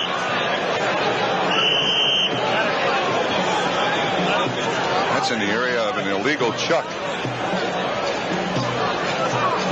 Inside the 5-yard line, it'll be good for a first down if the play goes. Defensive holding, an automatic first down. Boy, these last 2 drives by the Seahawks have been flat strange, haven't they? Holding, number 27. The penalty will be refused. The completion much more. Would have been a 5-yard penalty and an automatic first down from the 19-yard line. But look at this throw. Right on time to Byron Walker inside the 5, and so it'll be 1st and point blank for Seattle. Oh, there's just no substitute for that mobility of a quarterback to get out of trouble. Gary Hayes was the guy who was caught holding. Seattle looking to go in for the go-ahead touchdown. They've not led the game. Pitch back to Eric Lane, and he's down close, but he's not in. Now they say he is. He cracked the plane. A late signal comes in. And so the Seahawks get a touchdown with 55 seconds to play in the first half, and they lead in the game for the first time, 19-17. I don't know exactly how they call this. In college football, of course, it's where his knee is down, but it looks like his momentum carries him into the end zone. He kind of wriggles a little bit, and therefore they count it as 6. This has been an awful good half of football offensively. We expected a lack of offense by both teams. Seattle came in with the number 7 defense in the NFL, number 25 offense. With that number 25 offense now put up 19 points and looking for 20. Johnson gets that with no trouble. And so after it looked like the Packers were going to take control of the game and maybe run away when they led 17-7, the Seattle Seahawks, a great come-from-behind team, have rallied back. The other 2 scores for the Packers were Dickey to Lofton touchdown throws. If you joined us late, Lynn Dickey hit Lofton for a 79-yard touchdown pass play on the first play from scrimmage. It took him 9 seconds to run 78 yards, plus the snap from center. That's quick. But the Seattle Seahawks hanging in as they've done all year long. And remember, not that long ago, they were standing in their own end with a 2nd and 42 coming up. All of a sudden, they got it down the field on consecutive throws to Largent, and shortly thereafter had a field goal. Now they come back on an interception, score the go-ahead touchdown. This is a team with character, Don. They're not about to give up, regardless of circumstances. Good football game as the kick is down to the goal line. Del Rogers straight up the middle. Left under, got to the 21. That's better than most teams do on kick returns against the Seahawks. 50 seconds on the clock now, so you'll see Lynn Dickey come out of firing. I'm not sure. I think I certainly wouldn't want another turnover into the hands of the Seahawks, and they play that 6 and 7 defensive back set, Don. I think if I were Forrest Gregg, I'd be very conservative here, although I'm yet to win a football game as a head coach. Well, he's going to send 3 wide receivers out. Jefferson and Epps are wide left. Look at that defensive set. 2, 4, 5, 7 defensive backs. Lynn Dickey looking to throw. He dumps it over the middle, gets it to Gary Ellis. He's ahead, not to the 30-yard line. A gain of 9 yards on the play. The clock running. It's down to 40 seconds and running in the first half. That's a safe play. NFL 84 coming up at halftime. Right now the Packers moving with their 2-minute offense into alignment without a huddle. Dickey throws, and again he's got Ellis. Very nearly an interception. Harry Jackson, 24, had his hands on the ball. Incomplete pass does stop the clock with 27 seconds to play. That was close. Ball was thrown just behind Ellis a little bit. Dickey's going to be very, very conservative with this football. He doesn't want to throw it up, so it's tipped. Keep the ball low when you're throwing it to receiver, so that if it is dropped, it goes into the ground as opposed to in someone else's hands. Green Bay offense, despite those terrible conditions at Denver, had over 400 yards offense on Monday night. But right now, when they need a yard, they can't get it with 20 seconds left. Packers hear some boos. And now you come, it's 4th down, and you come to the best part of the Seattle Seahawks football team. Their punt rush. Last time it was almost blocked by the Seahawks. Not turning out the way Coach Gregg had planned. Look at that. And that's basically been one drive that was back and forth with the penalties and the running into the punter. This is the second quarter only.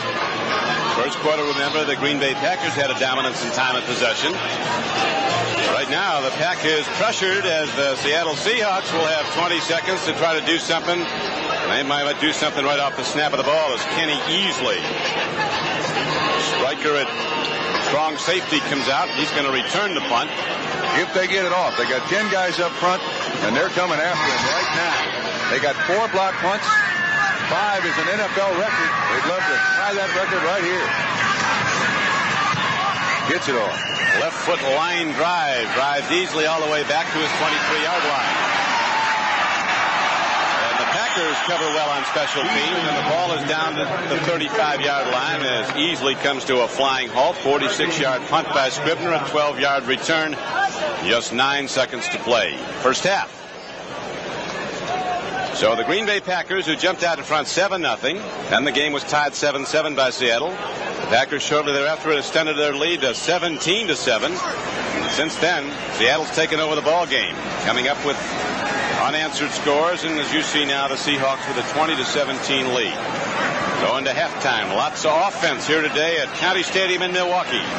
Don Criqui with Bob Trumpy as we might have the final play of the half coming up. Dave Craig standing in the shotgun. Got 3 men long, and it's just a long, hopeful throw downfield to Darrell Turner. Intercepted by Mark Lee. Larson can't get him. But finally Byron Walker does. That'll do it for the first 30 minutes of play. So the Seahawks and the Packers go back and forth, and now we have a penalty marker down, and we all know the half can't end on a penalty. That's right. Well, it can if it's on the offense. It can't if it's on the defense. I guess it'll be on the offense. It was an illegal formation on the offense, being an offensive foul on the last play of the half. It will not continue. The half is over. Thank you, Bob Frederick.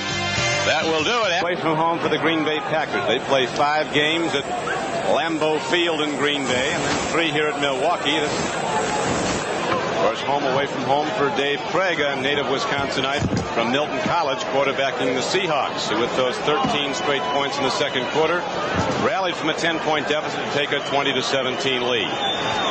Dave Craig fan club is here. Here's the kickoff. Del Greco hits it down to Zach Dixon at the 10, 20, and out to about the 24-yard line. Dave Craig and the Seattle offense, which controlled the ball for so much of the second quarter, now comes out to start the third quarter. Craig getting some last-minute advice from Chuck Knox and Chick Harris, the backfield coach. Good first-half numbers for Craig. Don, that interception was that desperation throw at the end of the half, so even though they count against the quarterback, it certainly didn't do the Seahawks any harm. Dave Craig coming out. In his backfield, he has Franco Harris, number 34, and Eric Lane, number 37. Darrell Turner, Steve Largent are the wide receivers. And Franco, he's got a problem. Turns wide, he gets out of bounds, did cross the 25-yard line, got ahead for maybe a couple of yards. Don, Douglas was number 53. He was the guy who was across the line of scrimmage that kind of disrupted the play. Actually, the Seahawks are very lucky that was not a fumble. He was there right at the handoff.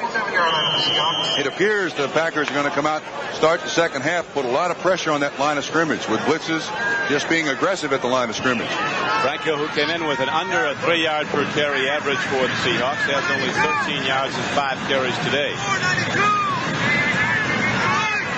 Second down and 8. Craig takes a look, triggers it out to Largent, and he moves ahead. A driving tackle by the strong safety Mark Murphy knocked him back from the 35-yard line, and he might be just short of the first down. It would bring up third down and very short yardage. Well, so far we've gone 2 plays without a flag. That's something to talk about.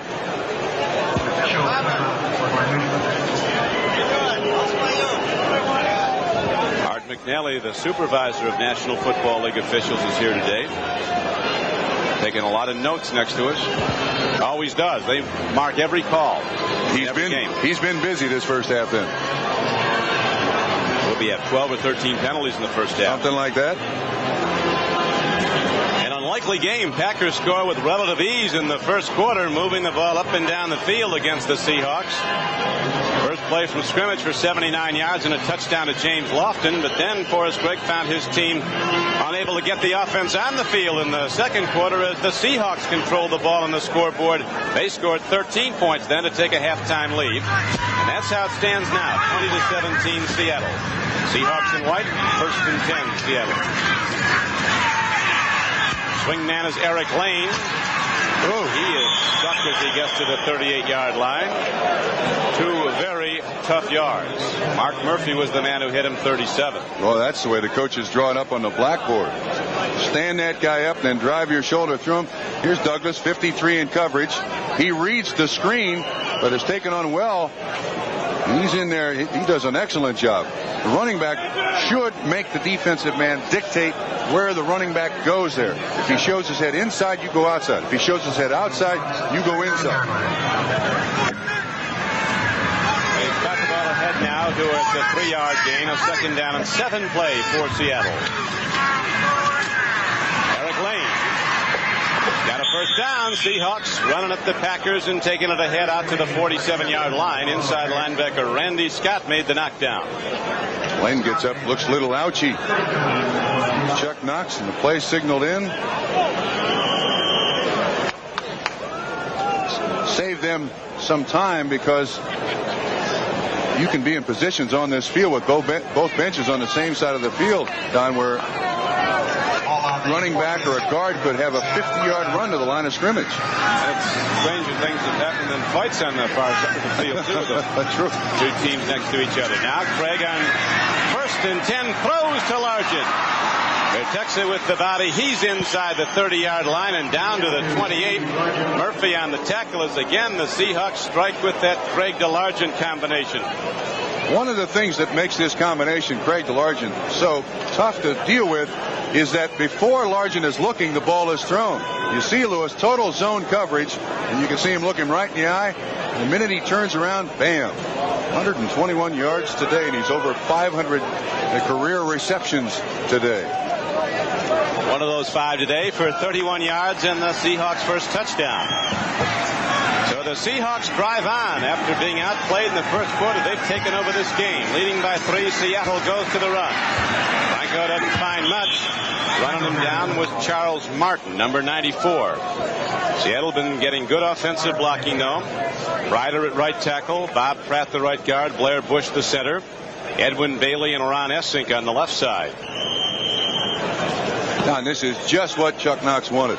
Take that ball to start the second half and just possess it. They've now gone about 4 minutes holding on to the football. Started at their own 26-yard line. Impressive drive here by Seattle. And Trump Craig's going to end up with his most productive day at quarterback of the season. 15 for 23 so far for 231 yards. 1 touchdown. Going to the end zone, man. Is there? It is a touchdown. Darrell D. Pete Turner, the rookie from Michigan State, has been burning people all season long with a very basic pattern. Flat out speed off the flank. The thing that makes this work is that Turner doesn't put his hands up to catch the ball. Now watch. He waits to the last split second. That's just bad luck on Mark Lee's part. He had his hand there, but Turner concentrates on the football. Big reception. That was one of the best spent second-round draft choices that the Seahawks have ever made. They've lost one of their fine receivers. Paul Johns went out. But Darrell Turner, who is 6'3", 198, and a flyer. He's in averaging 20 yards a catch this season. And that one good for a touchdown, and so now it is a 27-17 game.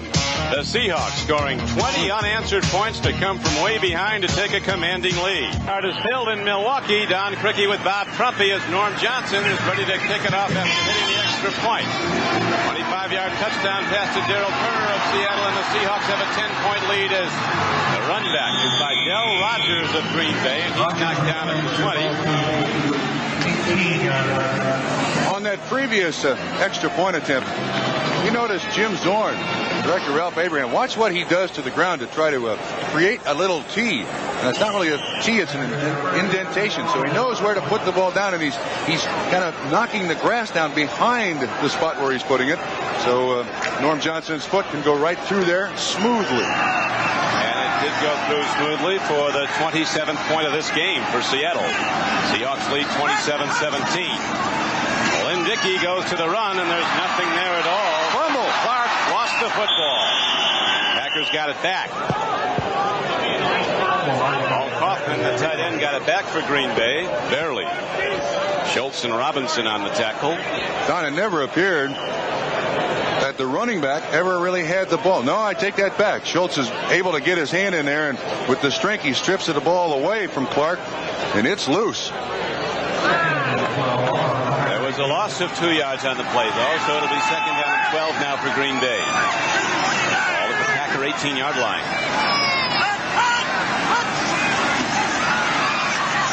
Dickey with the problem, and Dickey goes down. Sacked by the middle guard, so the Boston College Eagle has landed. Correct. Joe Nash. Got a flag on the play, too. It's against Seattle.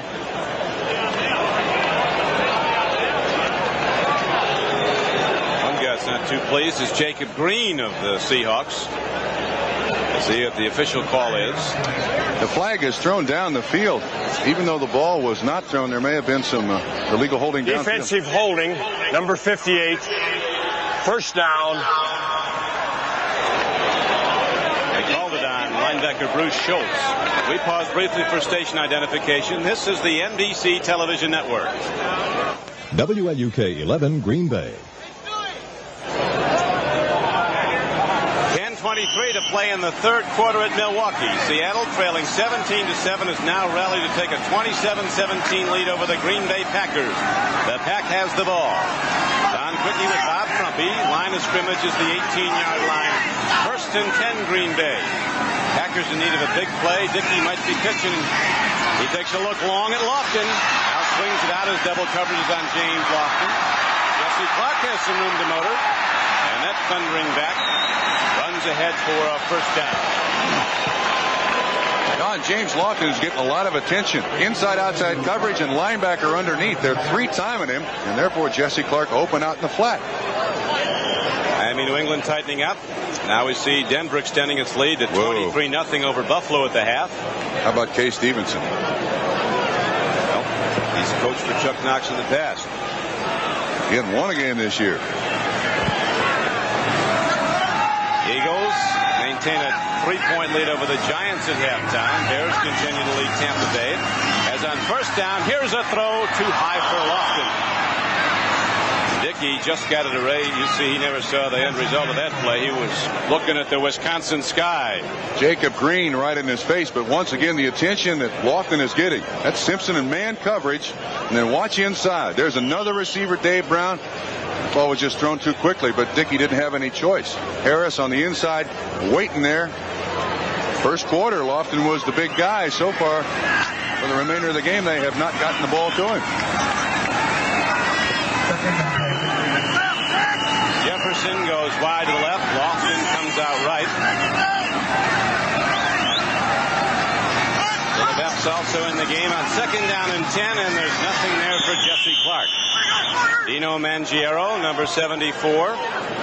Mike Fanning, 74, and Jacob Green, 79, both combined on the stop. So on a second and 10 play, the gain's only about a yard. Third and long for Green Bay. Think they haven't improved? For the years of Jack Patera, the team wanted defense, couldn't find it. Tom Catlin and Chuck Knox come in, and they got defense. The team that ranked last year in defense was the Green Bay Packers. They've improved substantially, although not in the last quarter and a half. Seattle's really been moving the ball against him. Right now, the Packers on third down come up empty.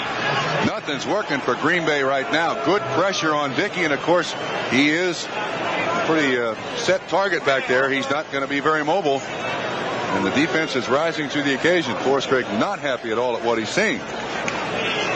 Very unlikely turn in this game after Gregg's Packers went out in front 17-7 at the end of the first quarter. Only one thing about Forrest Gregg, he can get your attention. You do something wrong, he'll let you know about it. Boss. He has a 5-year contract at Green Bay with complete control over all player moves. And now a kick by Scribner, who's had a problem with returns. He's a low punter. Watch out. The corner. Picket line is set. They start picking off Packers. And Easley's all the way out to the 50-yard line, maybe inside Seattle.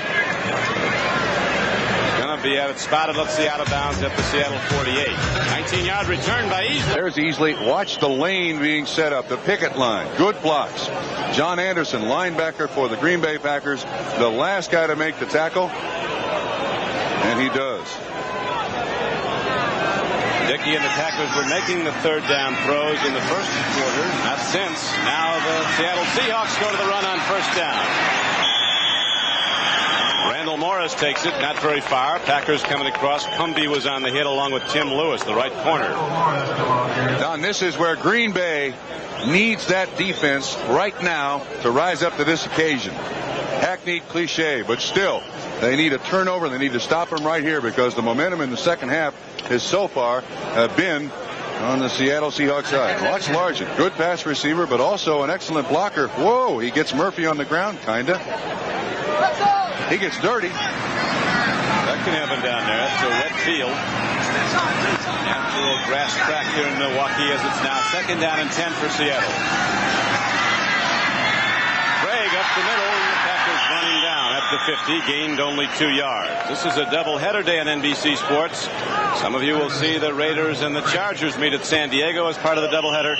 Others, Kansas City and the Jets meet at the Meadowlands Stadium in New Jersey as the clock runs here at Milwaukee with 7:40 to play in the third quarter. Look at that. That's nice. On a team that has really struggled offensively, they've done very well. That interception that ended the first half, so you really can't count that one.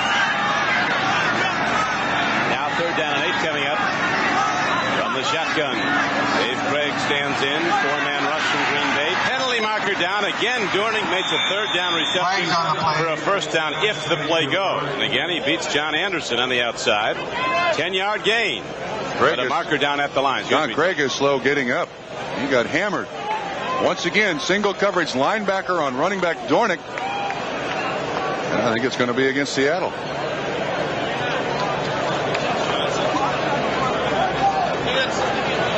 Bob Frederick, who says formation on the offense, number 78.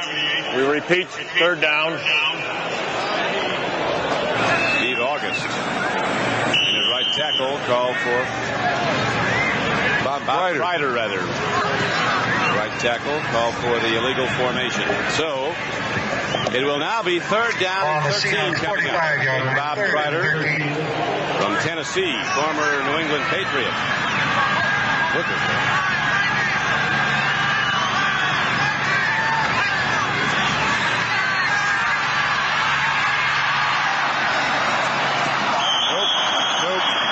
Still a thing of beauty to watch Elijah. You're right. Football. You're right. He catches it so well with his hands, too. He doesn't let the ball get to his body, but he just didn't have enough field over here. Watch him get by Douglas. And then the little hitch step. You see it's a zone coverage. He looks inside like you said, Don. Just runs out of... Look at that. Oh, that's pretty. You're right. That's nice. Soft hands. But just out of bounds, and so Seattle will have to punt. And you saw before the productivity in their recent drive. Now they finally punt the ball, and West hits it downfield. Philadelphia will run it back for Green Bay, but not very far. And a marker's in as the Epps goes down. 44-yard punt by West and a 3-yard return by Epps. That's now 16 penalties so far in this game. Am I right? I think you are. The officials have been the biggest ground gainer here today. There's been some big gains on penalties. Pass interference call. Clock is stopped right now with 7 minutes to play in the third quarter. Illegal block on the kick return team. Two separate illegal blocks, one by 50 and the other by 99. 50 is Rich Wingo and 99 is John Dorsey. So the Packers are set back in their own end as they are ready now to go first and 10. Exciting games of this NFL season, the most exciting. They'll meet again today as part of an NBC Sports doubleheader. Others will see two winning teams, the Jets and the Chiefs, meet. Right now, the Green Bay Packers pinned in their own end with a first down and 10 from their 8. Try to run the ball out, but Gary Ellis is stuffed to the line of scrimmage. Don, field position in professional football so vitally important to the success or failure of a team. Today, the Green Bay Packers have started at their own 22, their own 9, their own 22, their own 15, their own 20, their own 21, their own 20, and now at their own 8. Well, that's a long field to have to deal with all day long. It's really gotten long. See if they can get it to Lofton. They're going to be trying that before long. James Lofton off the right flank. He's in single coverage, and Dickey's going to him. Dickey's got him. Out to the 28-yard line. It's a first down. James Lofton has now recorded 3 straight 100-yard receiving games. Wait a minute. That one's coming back. We got a flag.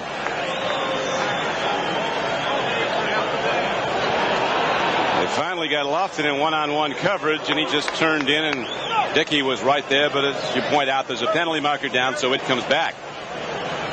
Illegal use of the hands by number 67 on the offense. Second down will be repeated. Carl Swanke, the guilty party, the left tackle for Green Bay. Greg Cook, the right tackle. Alstrom and Huffman are the guards, although Drexler and Huffman have been alternating somewhat at left guard. Larry McCarron, the Green Bay center. Really has been a tremendous turn in the momentum of this game after the first quarter when Green Bay was moving the ball and put up 17 points, equaling their entire output in the first quarter through the previous 7 games this season. Not scored since. Now a throw and a catch by Philip Epps. It looks like he's got a first down. So while we have a moment and they spot the ball, we'll go to New York to NFL 84. All right, Don, thanks very much. Moments after Dan Marino had thrown a touchdown pass to give Miami a 23-10 lead over New England, back comes Tony Eason, a 76-yard bomb to Stanley Morgan, who flashes the type of speed which made Bob Trumpy famous. Now it's 23-17. Or infamous. That's a lie. That is not a fabrication of truth. That's a lie. Eason, part of that class of 83, all those great young quarterbacks, 2 matched today at New England. Marino and Eason, and right now Dickey throws. Gary Ellis has the ball for the Packers on first down. He gets a first down and some more as Green Bay now starts to move the ball out of their own end. John Harris made the tackle. 15-yard gain on the play. Don did most of that on his own, too. Had 2 offensive linemen out in front of him. Didn't use either one. There's the numbers at Foxborough. Washington moving towards a 6th consecutive victory, it would appear. Giants now on a field goal. Tie the Philadelphia Eagles. The Bears extend their lead over Tampa Bay to 27-3. Right here, it's a 27-17 game. Seattle in the lead. As Green Bay on 1st and 10 go to the run, Jesse Clark just gets a load of quick Jacob Green, the left end, number 79. Jesse Clark. On to this point in this ball game, Ross, I'm talking to Ross Schneiderman here. Are these correct? Are these added up? Get this. Lofton has got 2 catches, both for touchdowns. Jefferson's got 1. Kaufman's got 2. They got 5 receptions to their 2 outside receivers and tight end today. Seattle has done an outstanding job of shutting down those wide receivers downfield. They really have. Just 5 to the wideouts, and now Dickey never gets a chance to put it up.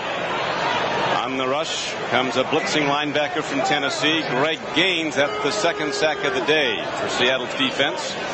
Greg Gaines, 56, from Old Hickory, Tennessee, where Andrew Jackson came from. Old Hickory, huh? Oh, I'm amazed. I didn't realize that. Greg Gaines described his role at the University of Tennessee one time. He was the rover. They asked him what he did. He said, I ran around and hit people. That was about it. He does that very well. That's just about what he plays for the Seattle defense, too. Big loss. 3rd down and 18 coming up for the Packers. Dickey stops and throws, and going for the ball and catching it is John Jefferson. Flashing, he gets a big ovation because he hasn't had many.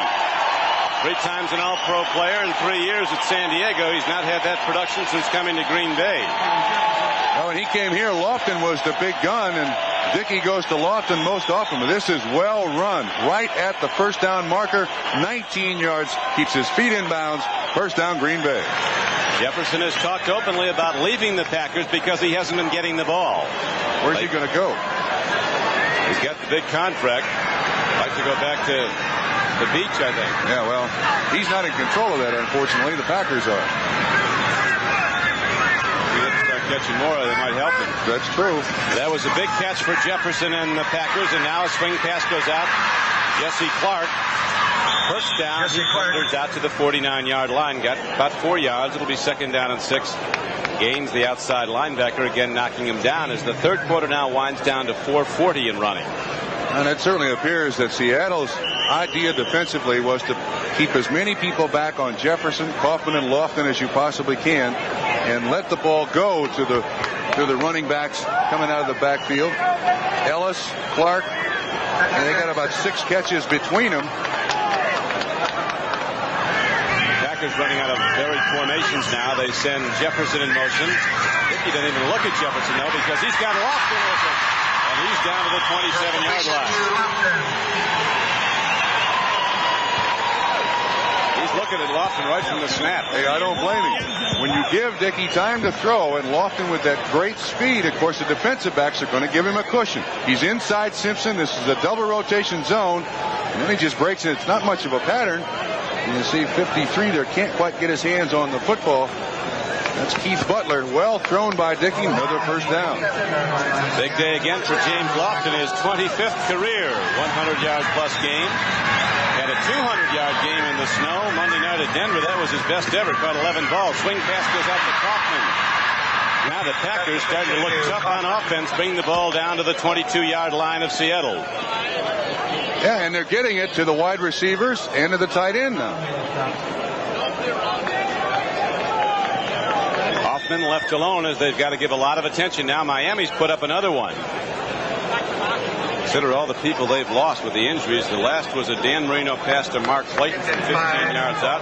Marino with 3 touchdown throws this day. Marino to Marks, Duper, and Clayton, huh? Miami heading into an 8-0 year. 2nd down and about 5 to the run. Jesse Clark turns the corner. While we have a moment, let's take a look at Marino and his touchdown throw the last time around to NFL 84 in New York. Yeah, Don, here's the play you mentioned a moment ago. A 15-yard connection, Marino to Mark Clayton. Watch him break a tackle and struggle into the end zone. 3 touchdown passes for Marino today. 23 for the year. In 8 games, he has broken Bob Greasy's single-season Miami touchdown pass mark. Thank you, Bob Costas. Greasy keeps telling Marino it's not supposed to be that easy. And, you know, remember that 26 teams have passed by Dan Marino last year in the draft.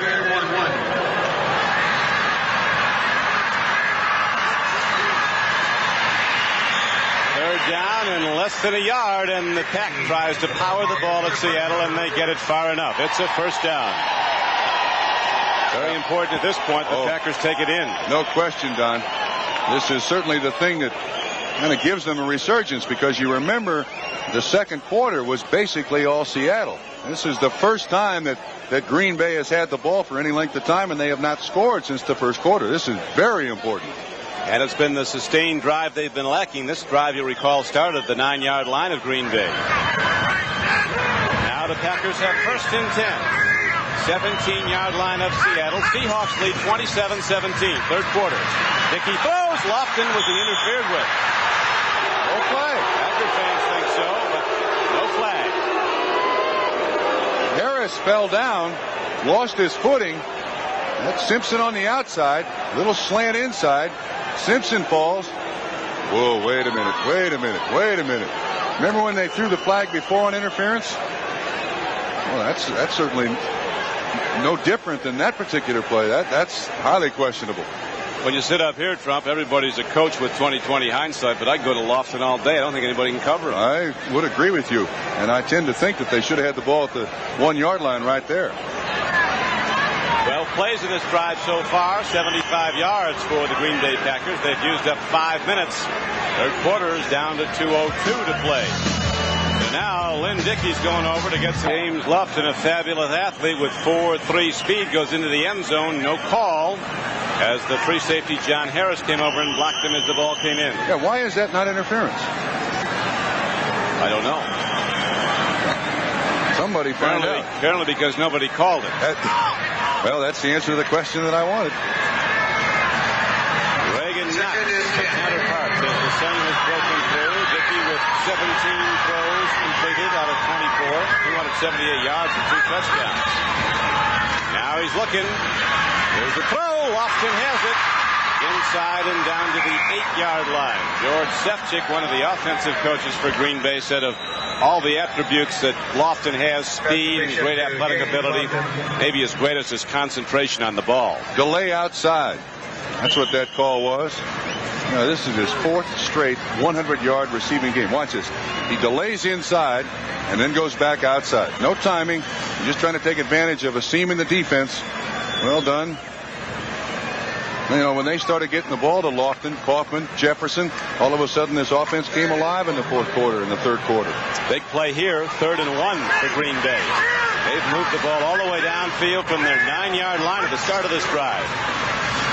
Swing pass goes out to Gary Ellis, and he's going in for the Pack. No flag. So the Packers shut out since the first quarter.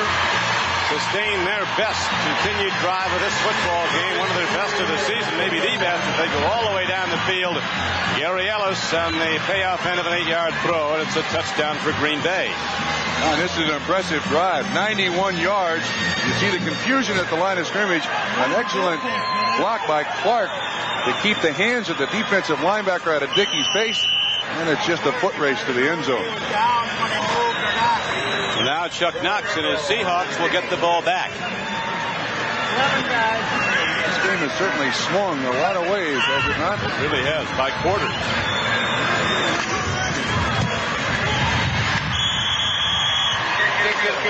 Kick is up and good by Del Greco, and 1:10 to go, third quarter. Packers with a 91-yard drive and a touchdown, back in the game, trailing by 3, ready to kick it off. Albert Del Greco, rookie free agent from Auburn, hits the ball.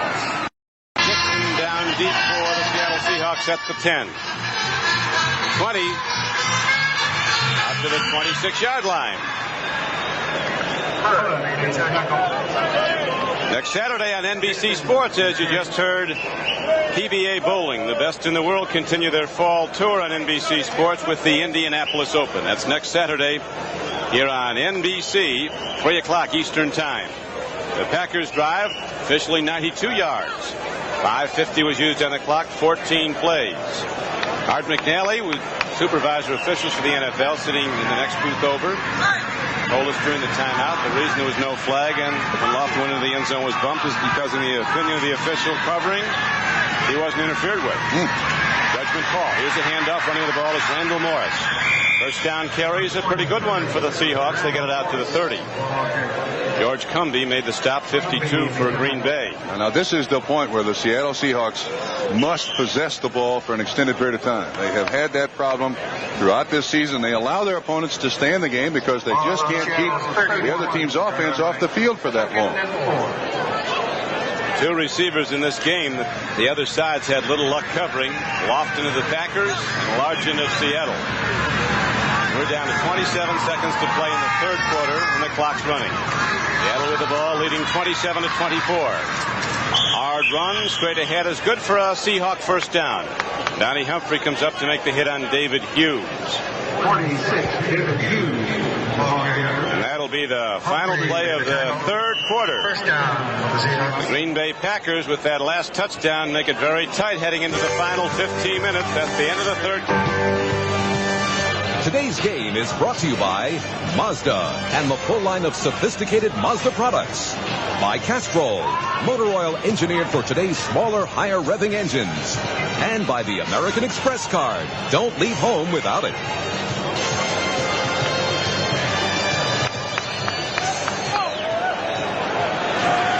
Temperature in the low 50s here in Milwaukee. After heavy overnight rain, the more rain has held off throughout the game.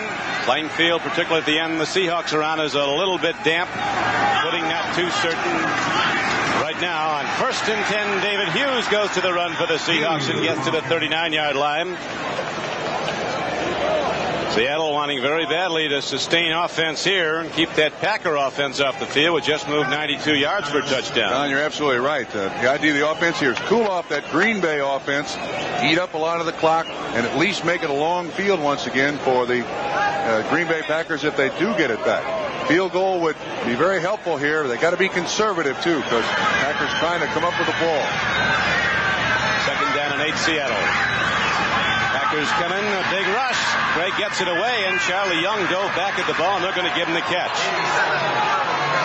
Mike Douglas coming hard at the quarterback, number 53 of Blitzen. Sacked him earlier.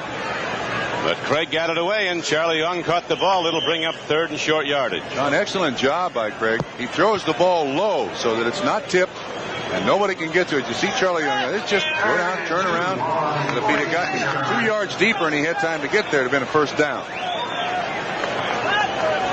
So it will bring up third down and 2 now for Seattle.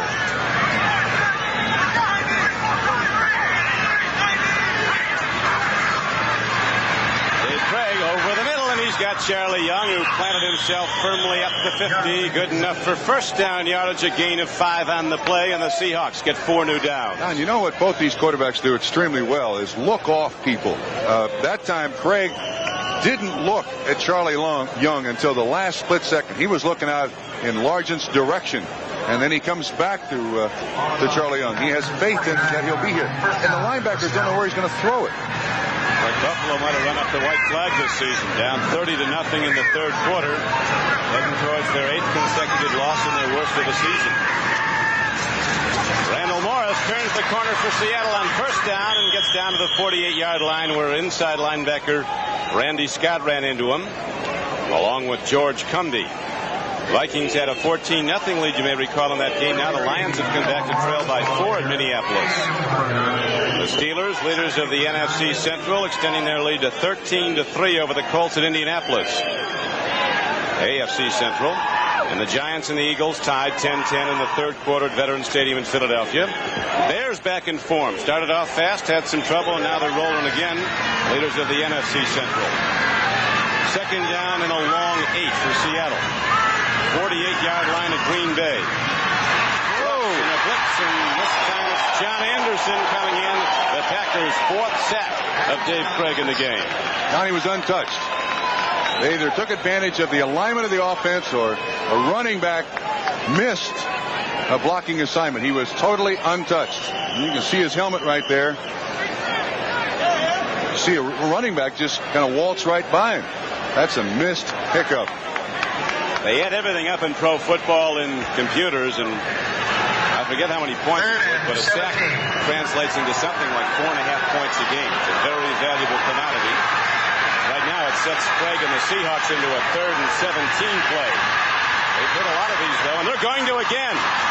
Byron Walker got free up the middle, and he got to where he had to go for the first down, and Craig was there. And you can see Dave Craig is understandably excited about it, as the Seahawks have converted a lot of tough 3rd downs.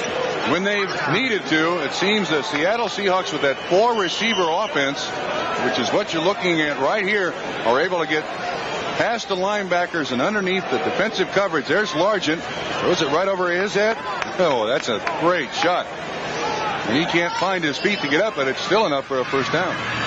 He caught a lot of balls this league, but it's got to be a temptation for Largent to want to go up and take a piece of it. Yeah, you're right. Absolutely right. He knew it wasn't his, though, and it went to the right spot to the first down point. Now, Craig throws an out pattern to Largent. Not going to be long before they go to number 8 again. He's the secret of their offense. Craig getting it to Largent sets up so many things. The defense has to roll his direction.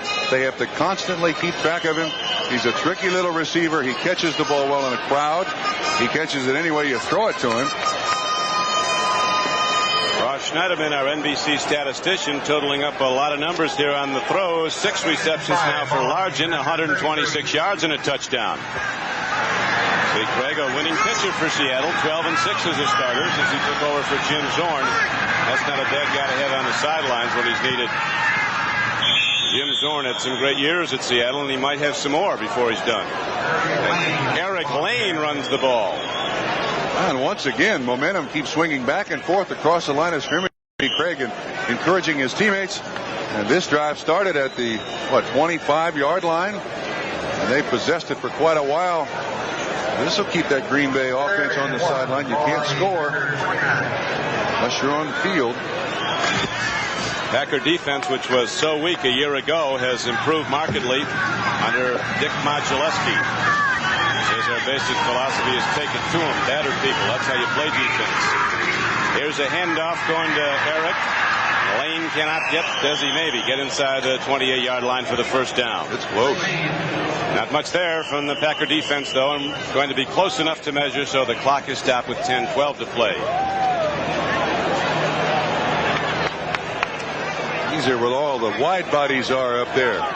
Lane trying to just find a little seam somewhere. Well, the Green Bay defensive line does an excellent job of standing up those offensive linemen, and it results in a first down.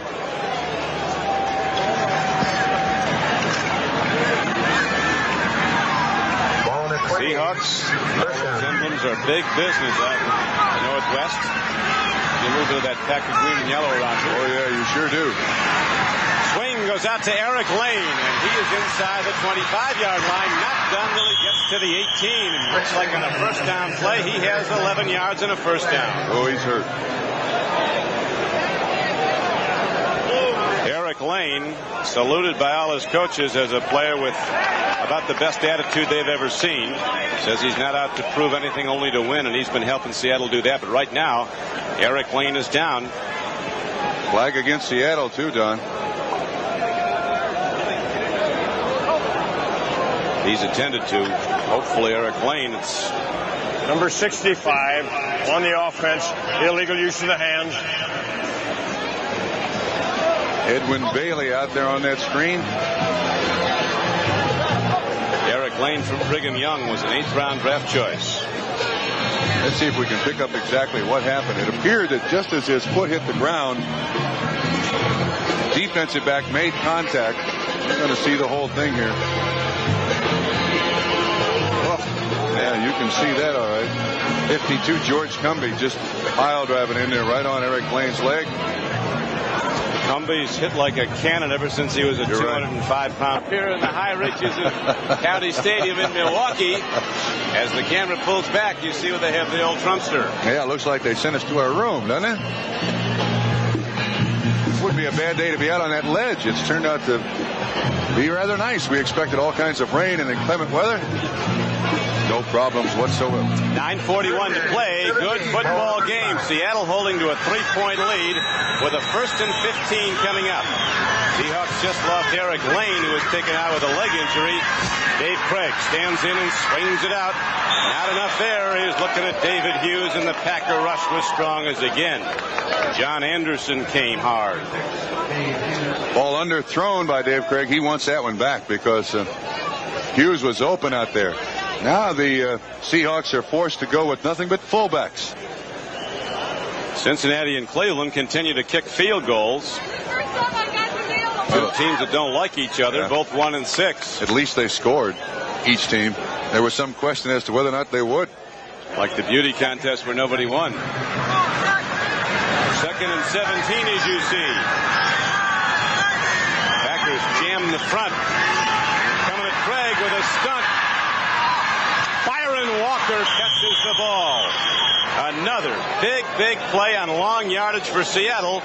Gary Hayes was covering, but Craig is right there to Byron Walker from 21 yards away. Don, once again, that formation, 4 wide receivers all day long. The Seahawks have been able to man-on-man coverage beat these cornerbacks. Coming into the ball game, everyone thought that the best part of this defense was its linebackers and its cornerbacks. And Seattle has beaten Green Bay's quarterbacks all day long. We just got good news. Our producer, David Neal's been in contact with a team physician for Seattle on their bench. Eric Lane has only a slight sprain of the knee and, in fact, could return to today's game. So he was not seriously hurt, and we could see 37 again. An important player for Seattle. Timing pattern as they look into the end zone to Largent, who loves to run that corner pattern. That time it was just a little overthrown. Tim Lewis covering. They call that a fade pattern. What you want to do is lose no ground to the defensive back during contact. Then when the ball is thrown, you simply fade away from him, and hopefully the quarterback can throw it before you get out of bounds. Normally, the quarterback throws it to a spot, not to the receiver. And the receiver's got to get to that spot in order to make the catch. Chuck Knox getting it done year after year. Got his first head coaching job with the Rams. The owner, Rosenblum, asked him, what can you do that other coaches can't? He says, I can win every year, and he won 5 straight divisional titles. And right now, strike goes to Largent, and he's in the end zone. Largent on a throw from Craig, dances across the middle, sprints up and over the end line. And there's a penalty marker down after the touchdown. I know what that is, too. I think they're going to call offensive pass interference on Seattle. Let's see. Charlie Young, while the ball was in the air, made a block on a defensive back of the Green Bay Packers, and they may call this back. Packers were throwing their helmets down in anger over something. And now Humphrey is signaling. There was a foul, offensive pass interference. Therefore, there was not a touchdown. Number 80, offensive pass interference. I guess no, it wasn't 80. It's 87. Charlie Young, the tight end. I'm not so sure this is not the way the play is designed, although the ball, like in basketball. Yeah, the ball is designed. See right there? See the contact? 87. He's the one who made the contact with the linebacker, Scott. That's a good call by the officials. They got caught. Bob Trumpy, a man who can pick out that offensive pass interference since he was guilty a number of times. Hey, don't you ever say that. Watch once again. Contact already made at that point. It strips Scott off the coverage by Largent. Excellent call by the officials. Scott was the guy, Randy Scott, who fired his helmet on the ground, thinking he was fouled. So now it brings up 2nd and 20. Whoa. Penalty markers go down all over as the clock is stopped with 9:20 to play. Greg is saying, why does the play stop? Keep going. Even though the whistle's blown and they're offsides, we got a free play here. Well, were they drawn off, though? Yep, they were. They were not. There was a call against Green Bay. So instead of 2nd and 20, it's 2nd and 15. I'll tell you one thing. Ezra Johnson was offsides by world-class standards. He could have taken that snap from the center from the shotgun. Ezra, the dominant sacker of the defense of Green Bay. 20 penalties. And you said at the outset of the game that penalties are up 13%? That's what the number's supposed to be, the percentage. I'll tell you what, the computer's going to cough after getting this one. Dave Craig back in Wisconsin, throwing the ball very well. His team leads by 3 here in the fourth quarter. Does get a problem here. Runs away from it, loops it to Byron Walker, who can't quite get to the ball. Mark Lee was covering. Craig, an innovative, gutty quarterback, made a lot of moves when the heat's been on, and that time he just got away to release the ball. Tough throw. Right over the defensive back's head, right over Walker's head. And he completed this one. Talking about some magic here. Now watch him avoid that rush, as you said, Don. An excellent job. He steps up. He doesn't step sideways, and that gets him out of the rush. See Humphreys chasing him. Now watch this throw. Boy, this is very difficult to complete. And they almost make the completion. 16th play of this drive coming up. 3rd down and 15 Seattle. Again, Ezra Johnson left early. Markers down. Here's a throw and a catch, and it's down to the 2-yard line. It could go. Ezra Johnson, anticipating the snap count, was way across the line of scrimmage, but it could be he was drawn off. Any movement in that offensive line, and the penalties on the offense. They're going to call it on the offense, too. Big as life. 21 penalties in this game. And 51 points. Illegal motion. Number 64 on the offense. 3rd down will be repeated. Ron Essing gave a little motion, and that triggered Ezra Johnson. Yeah, he moves. Now, wait a minute. He's allowed to move there. His hand is not down, but he does have to come set for a second. There's no way he's allowed to move when he's set like that. Yes, he is. His hand is not on the ground down. As long as he's in the up position. He has to be in a set position. You're right, but if his hand's not up, he can still move. Then he must come set for a second. Johnson took off as soon as he made that little move. You got that right. And it's now 3rd down and 20 for Seattle. Craig is going to get hit and hard. Robert Brown, number 93, got him. And there's no penalty marker. That's an event in this game. Let's see. They had a touchdown called back. They were down to the 1-yard line, called back. And now they end up with the ball on the 28-yard line. They've self-destructed in this drive.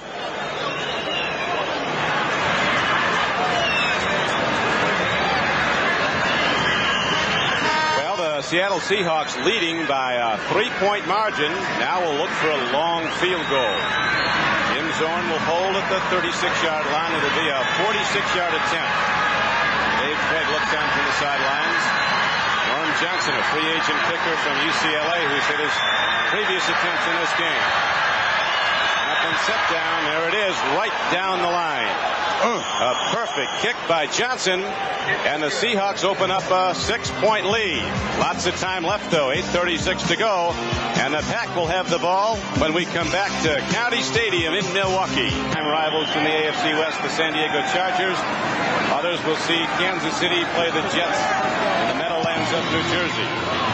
Right now, Seattle, after the field goal, kicks it off, and here comes Del Rogers running the ball back for Green Bay. He turns the corner and gets across the 25 and out to the 28. Norm Johnson himself stuck him, knocked him out of bounds after an 18-yard return. Well, let's see what the Green Bay offense can do now. They've been sitting on the sideline for quite a period of time. I'll tell you, good play. Throw it to Lofton, wherever he is. Look at this. That's exactly what the Seahawks needed. They only got 3 points, but it still cools off the Green Bay offense. 7 minutes and 34 seconds off the clock. Still 8:26 to play. Longest drive of the season for Seattle. 6-point lead. Green Bay with the ball trailing. Seattle showing blitz. And they get their man, but there's penalty markers down, and we'll see if the blitzer left early. Yep. He certainly was in the zone, Shelton Robinson. Yep. That'll be on Seattle. Dickey was trying to come up with a free play there. Packers think it's on Seattle. Yeah, it'll be 1st and 5 for Green Bay. Ray Prohaska, offensive coordinator for the offside, Seahawks. number 77. First down will be repeated after the penalty. We'll certainly recognize that gentleman's voice at days in, won't we? Fredericks had a lot to say, and with reason, with some 20-yard penalty flags down. Green Bay can take the lead if they get into the end zone and kick the extra point. Right now, they're a long ways away, but they do have 1st and 5. Dickey getting a lot of it here. Jefferson going for the ball, and it's tipped away beautifully. John Harris, the free safety, diving at the ball, tipped it away. He almost caught that thing. Well, he was prone when the ball hit his hands. It would have been a sensational catch, but he did make contact with it. Well, he's a great-handed receiver at Arizona State under Frank Cush. Cush used to have drills where if you dropped the ball in the drill, you ran 5 miles, and Jefferson used to catch it one-handed in the drills. Watch this. He almost catches this football. I mean, it would have been a highlight film in itself, but he does make... Oh, it's tipped by Harris. I'm sorry, I thought J.J. got his hands on it, but it just tipped away by Harris. And I'm not so sure that ball couldn't have been caught had he not tipped it. That's on Green Bay. That's Seattle's ball. Coming up with a football is John Harris. The flag is on Green Bay. Paul Kaufman turned up the field too quickly. The interception will stand. Yep, that's the way it goes. It was not a free play that time. The ball goes over to Seattle. So now with 8 illegal motion on the offense, number 82. It will be declined. 1st down. Well, you see, when you get the offense standing on the sideline for 7 minutes and 34 seconds, people come out slow. Dickey's not. Marvin Hagler's defense of his middleweight championship next Saturday on NBC Sports World. 4:30 Eastern Time, 3:30 Los Angeles time. It'll be shown. On 1st down, the Packers holding to a the Seahawks holding to a 3-point lead. Run the ball in the clock. Look at this. I'm telling you, the Seattle Seahawks are missing 6 starters from their offensive and defensive lineups from the first game of the season. And they're still winning, and they're winning because of that. And they've turned that plus 12 into 71 points. Which has won 5 games. Maybe 6 if they can hold on. Packers looking to get the ball back. Green Bay trailing 30-24. 6-point deficit.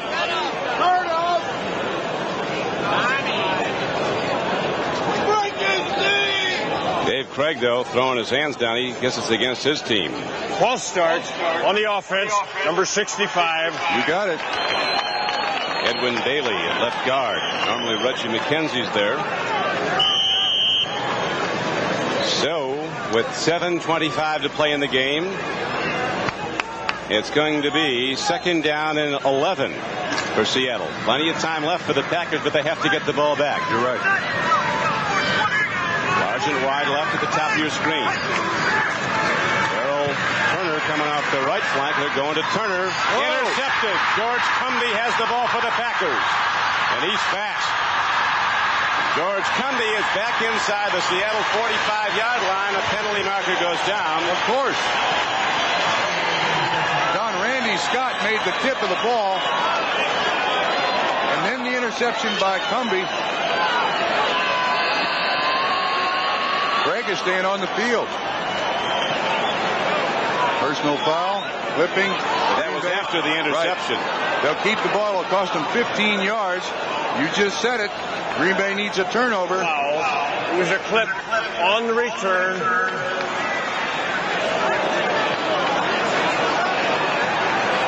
Now it appears that Darrell D.P. Turner kind of loafed through this pattern. He wasn't really hustling. You see, Craig, he wanted to throw it to him the first time. And it gave those linebackers the idea, here it comes. It's coming our direction. Scott with the tip. Cumby with the interception. 1st and 10, Green Bay. National Football League rules require that we present away games starting with the opening kickoff to stations in the team's home area. So viewers in Los Angeles and Kansas City will be leaving this game in a few minutes for a telecast involving your home team. However, we'll continue to bring reports on this game to keep you up to date as Lynn Dickey meets a full blitz and goes down under it. Keith Butler led the way, who's close to being the all-time leading tackler for the Seahawks. He'll pass Terry Beeson very shortly. John, these are 2 football teams that are really slugging it out. Now that blitz hit Lynn Dickey right in the back where he has 3 transverse processes broken on his vertebrae. Those little spiny things that stick out on your back. He's well padded, but they're still not healed. That's got to hurt. 2nd and 18. What really hurt was the clipping call on the interception return. Packers would have had it at the 42-yard line of Seattle. But now they're back in their own end with 2nd and 18 coming up, and they go to the run. Jesse Clark turns upfield. A battering ram of a runner, and he gets out to the 30. Got back the lost yardage on the sack, but it's going to bring up 3rd and about 8. Joe Nash ran him down. Excellent job, too, by Nash, because the Seahawks are coming with that 6 defensive back set. Look at the offense we've had. My goodness, 700-plus yards of offense today on a day that we thought, because of the way the game started, weather, slippery field, we wouldn't have a lot. 3rd and 7. Ball on the Packer 32.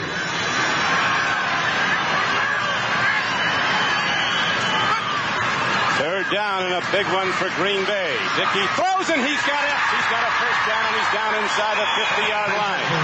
He crosses midfield and goes down at the 49-yard line. So on 3rd and long, the Packers strike for a 20-yard gain. Dickey had plenty of time to throw it here. Just a 3-man rush. And Epps with that outstanding speed. Brown on the catch, 19 yards on the pickup. First down. Green Bay's cooking. Philip Epps, small but fast from Texas Christian, 5'9", 165. So the Packer drive stays alive. Green Bay trailing 30-24. 5:23 to play. Dickey running better than he has, and now he throws and almost hits the center, Larry McCarron. And no intentional grounding. Oh, there's a flag. Of course we got to have a flag. They were setting up a tight end screen to Kaufman, I think. McCarron out in front. But I'll tell you what happened. Keith Butler, 53, grabbed Kaufman and kept him from being in the pattern. Illegal man downfield. So now it'll be a call against the Green Bay Packers and set them back from the Seattle 48-yard line. Give Keith Butler an assist there. He recognized what was coming on, grabbed a hold of Kaufman, and Dickey had nobody to throw it to. And you can hold a receiver before he goes across the line of scrimmage. That's legal. Ineligible member, number 61 in the offense, illegally downfield.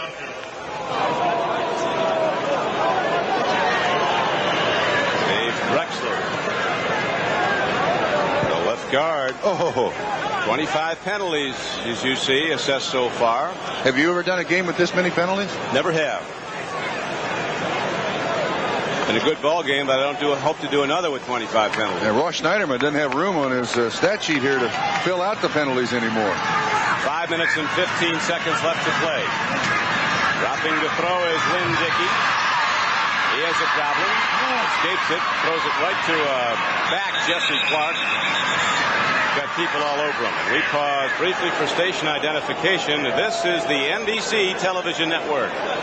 WLUK 11 Green Bay. Without Trumpy, this is Don Crickey, County Stadium in Milwaukee. Green Bay Packers have the ball, but as you see, they trail Seattle 30-24 with 4:48 left to play in the game, and the clock is running. Second down is coming up for Green Bay. Second down, 17 from the Packer 45-yard line.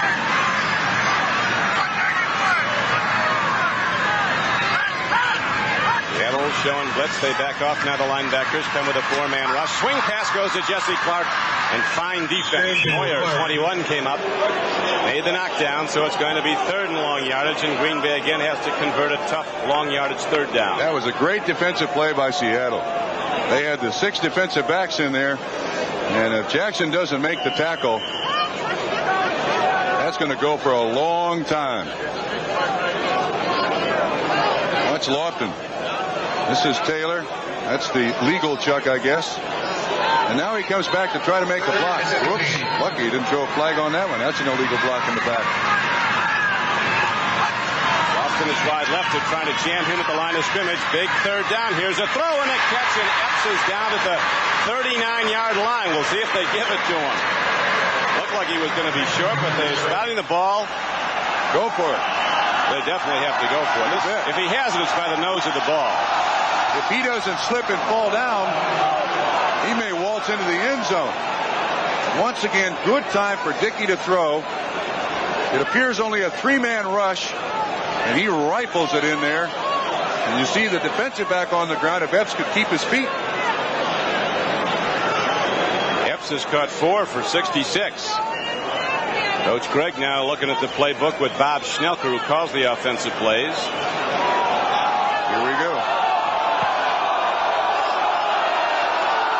Just short. Forrest Gregg, I'd love to have Forrest Gregg in there blocking this one. Right. I was just going to say that. Vince Lombardi said, simply the finest player I ever coached. Well, they got good player. Yeah, he made All-Pro at 9 2 different. He made All-Pro at 2 different positions the same year, guard and tackle. Absolutely, they go for it. 3:35 left. They bring the hippos in. Mastodons come in. A couple of woolly mammoths. Yeah, this is Root Hog's left. 4th down and inches for Green Bay, and the quarterback goes over the top, and he gets it. So the drive stays alive with 3:15 to play. The clock is running here in Milwaukee. The Green Bay Packers trail Seattle 30-24. Dickey, one of the few bright spots for the Packers, averaging over 375 yards a game passing his last 2 times out. He's got 335 today. Watch Forrest's reaction when this play works. He sees them all dive into the line of scrimmage. Is he over there yet? We're not sure. All right. With a southern accent. I can't say that. All right. Good man, Big Forrest. Right now, they've been played since '81, but they've had high-scoring games over the years. The last 3 times, the 2 teams have combined for 60 points a game, and right now you see how the Packers have been putting up offense the last 2 times out, against San Diego, a losing effort, and against Denver on Monday night. Offense seems to be back, but they need some now with 2:42 to play, and Green Bay down by 6. First down Packers, 37-yard line of Seattle. Seahawks coming hard. Here's a throw, and Kaufman can't get to the ball.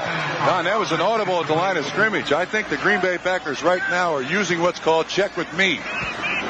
They go to the line of scrimmage in a certain formation, and then the play is dictated by the defense they get. Now Seattle is coming in with 2 more defensive backs. A linebacker comes out, and a defensive lineman, Fanning, comes in. So now you see they're trying to call plays at the line of scrimmage. Forrest is telling Epps to stay in the game. He's made too many big plays. Yeah, Paul Kaufman is coming down. Epps is wide left. Jefferson in the slot left. This is the offensive formation. It's worked very well for Green Bay so far this day. See, he's reading the defense, calling the play right there. 5 down men for Seattle. Too much time. Yep, that's the signal. 2:33 to play. 30-second clock. Ran out.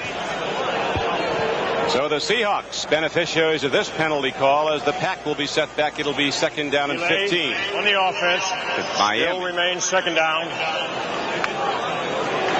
Detroit down by 14, comes back to lead the Lions. Pittsburgh holding on at Indianapolis over the Colts. Eagles leading the Giants 17-10. Philadelphia looking for a 3rd straight win. Bears laying it on the Buccaneers. Single coverage on the top now, it looks like. On Lofton. One of the best games of the day has to be right here, where the Packers trail by 6. 2nd down and 15. Dickey stands in, and the blitz gets him. Coming up to get him is number 79, Jacob Green. Very quick defensive end. The other defensive end is a power end, 77, Jeff Bryant. They both can get the QB. 4 sacks today for Seattle. Tell you what, this Seattle Seahawks team is absolutely amazing. They get down. They never lose sight of what they want to do. They keep fighting. They keep scratching. Injuries don't seem to bother them. This is now 3rd and 21. 24. 3rd and 24. You got to look at Lofton Long. They're doubling him up. He's at the top of your screen. 3rd and 24. Trying to hit him at the line of scrimmage. He breaks by it. Dickey throws. He's going for Jefferson. It's knocked away very nicely by Terry Jackson. Very fine defensive play by the Seattle secondary as we're down to 2:01 to play in the ball game. Well, whatever you got on the last page of the playbook, that trick play, this is where you run it, right here. Maybe a hook and lateral or something. They're going to be the ball game. There's no question. 4th down and Green Bay trailing by 6. Seattle get the ball back, ready to blast it out on the run. Let's see what Seattle now has got as a defense. 2, 4, 6. 6 defensive backs, 4-man front, and 1 linebacker. 4th down and 24 for Green Bay. Desperation play for the Packers. Dickey stands in. He throws. Lofton got the ball for a 1st down. The play of the year for the Green Bay Packers. 4th and 24, and he got it.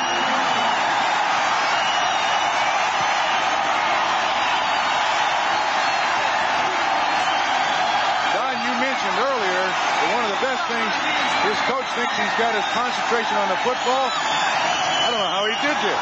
Look at this coverage. Look at this coverage. Harris was ready to intercept, and Lofton took it away and almost ran in. With the strength that Lofton has, he basically took it right away from Harris. But what concentration on the...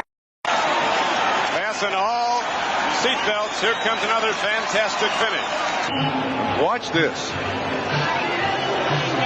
That's a real do-si-do. Wow, what a catch. I don't know that I've ever seen a better one. Look at this. That's a sandwich, and he comes out with it. What concentration on the football. 31-yard catch for a 1st down. Desperation play, and the Packers made it work. Now Dickey looks and throws, and Kaufman has it for a touchdown. He lost the ball when he went down, but there's a penalty marker down against Seattle. So the Packers will have it 1st and goal if the call does indeed go against the Seahawks. It's against Seattle. Now the Seahawk defense. Illegal contact. Defense number 57. That's Shelton Robinson. Now they're saying this pass is incomplete. He's got to have both feet down in order for it to be a catch. But once again, Dickey forcing the ball in. Got time to throw it. Now let's watch. See if he gets both feet down. 1. No, he said he never got it. Although the ground is not supposed to be able to cause a fumble, they still get a 1st down. They're spotting the ball at the 16-yard line. The interference call. And so Lynn Dickey, with some spectacular numbers again today, is still a 16-yard distance from the end zone, and that Seahawk defense is only tougher when it gets down close. Seattle. These two teams have played furiously today. Back and forth, back and forth. This is football right here. This is nice. 1:48 to play. Seattle leads the game 30-24, but the Seahawks have to keep the Pack out of the end zone now. Dickey looks. He runs. He gets to the 10-yard line. Would you settle for chugs? Well, whatever. Another thing you want to do here is run some time out, because if they should take it in quickly, Craig and the Seahawks will have time to get right back down where they could win it with a field goal. Yeah, they're in no hurry. Green Bay has 1 timeout left. They can be very patient here. But they have to score a touchdown. They're down by 6 are the Packers, as you see. Seahawks with their full complement of timeouts left. Right now, the Packers with 2nd down and 5. Blitz. And they get him back outside the 20. A big play by the Seahawk defense. The free safety was coming on the play. John Harris got through. And now, with 1:08 to play, the Packers have a problem.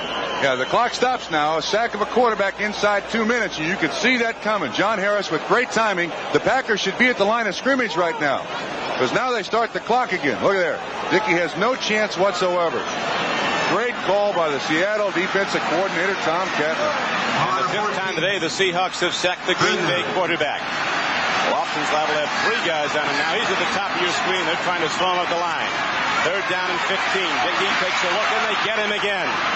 Down inside the 25-yard line, and also down as a penalty marker, which could compound the problem on 4th down for Green Bay, as it'll be a throw into the end zone. We got a Seahawk down, too. Yeah, might be a defensive penalty, though. We'll have to wait and see. The Packers think it is, which would give Green Bay 4 new downs. Defensive holding.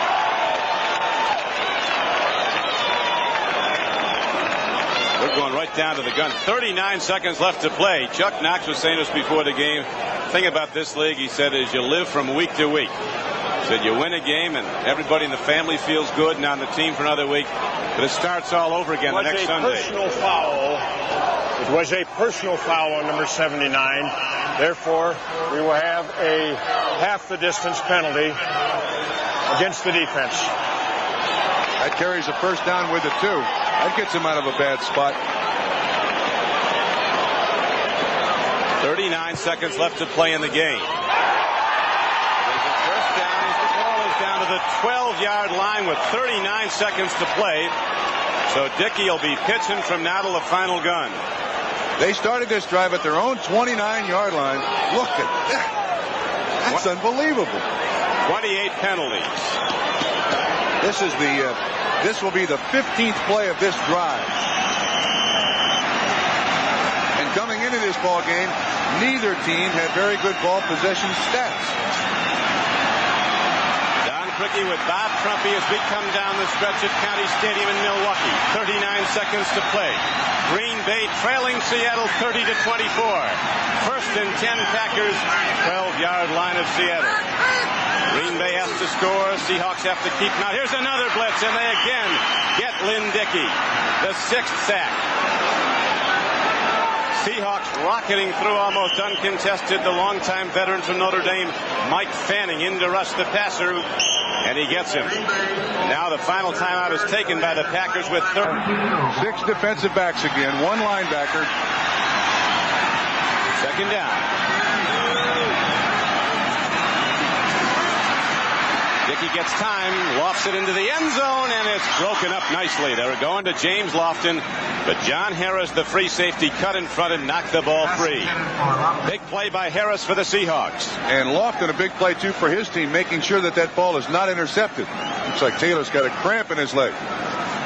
Watch Lofton here at the end of this. He wants to make sure that his team has 2 more shots at it. Now, he's double covered. He's running for the corner, and they're still going to make sure that he tries to get the ball. They could call offensive pass interference right there. Did you see Lofton grab a hold of his arm? But he makes sure that Harris can't pick it off. Dickey with 366 yards passing today. 3 for touchdowns. 2 have been intercepted. Third down. To the end zone. Jefferson intercepted. Is there going to be a marker? Jefferson bumped off, but it's going to be a clean play.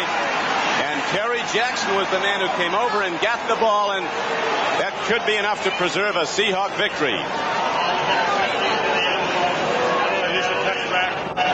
It is a clean interception by Terry Jackson. And the Seahawks get the ball, and with it the ball game. On the mistake here, Jefferson goes behind the defensive back. Receivers, when you run patterns, you got to break in front of that defensive back. Dickey's got no place to throw it.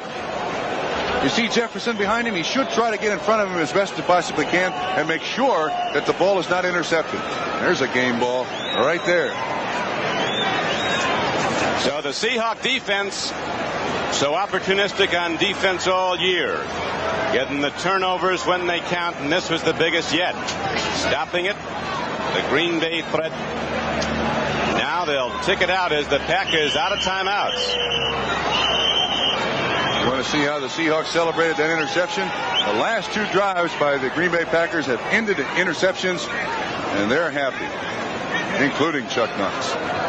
You know, James Lofton's been so successful today. He's gotten so much coverage that they go to JJ figuring they got single coverage. They do.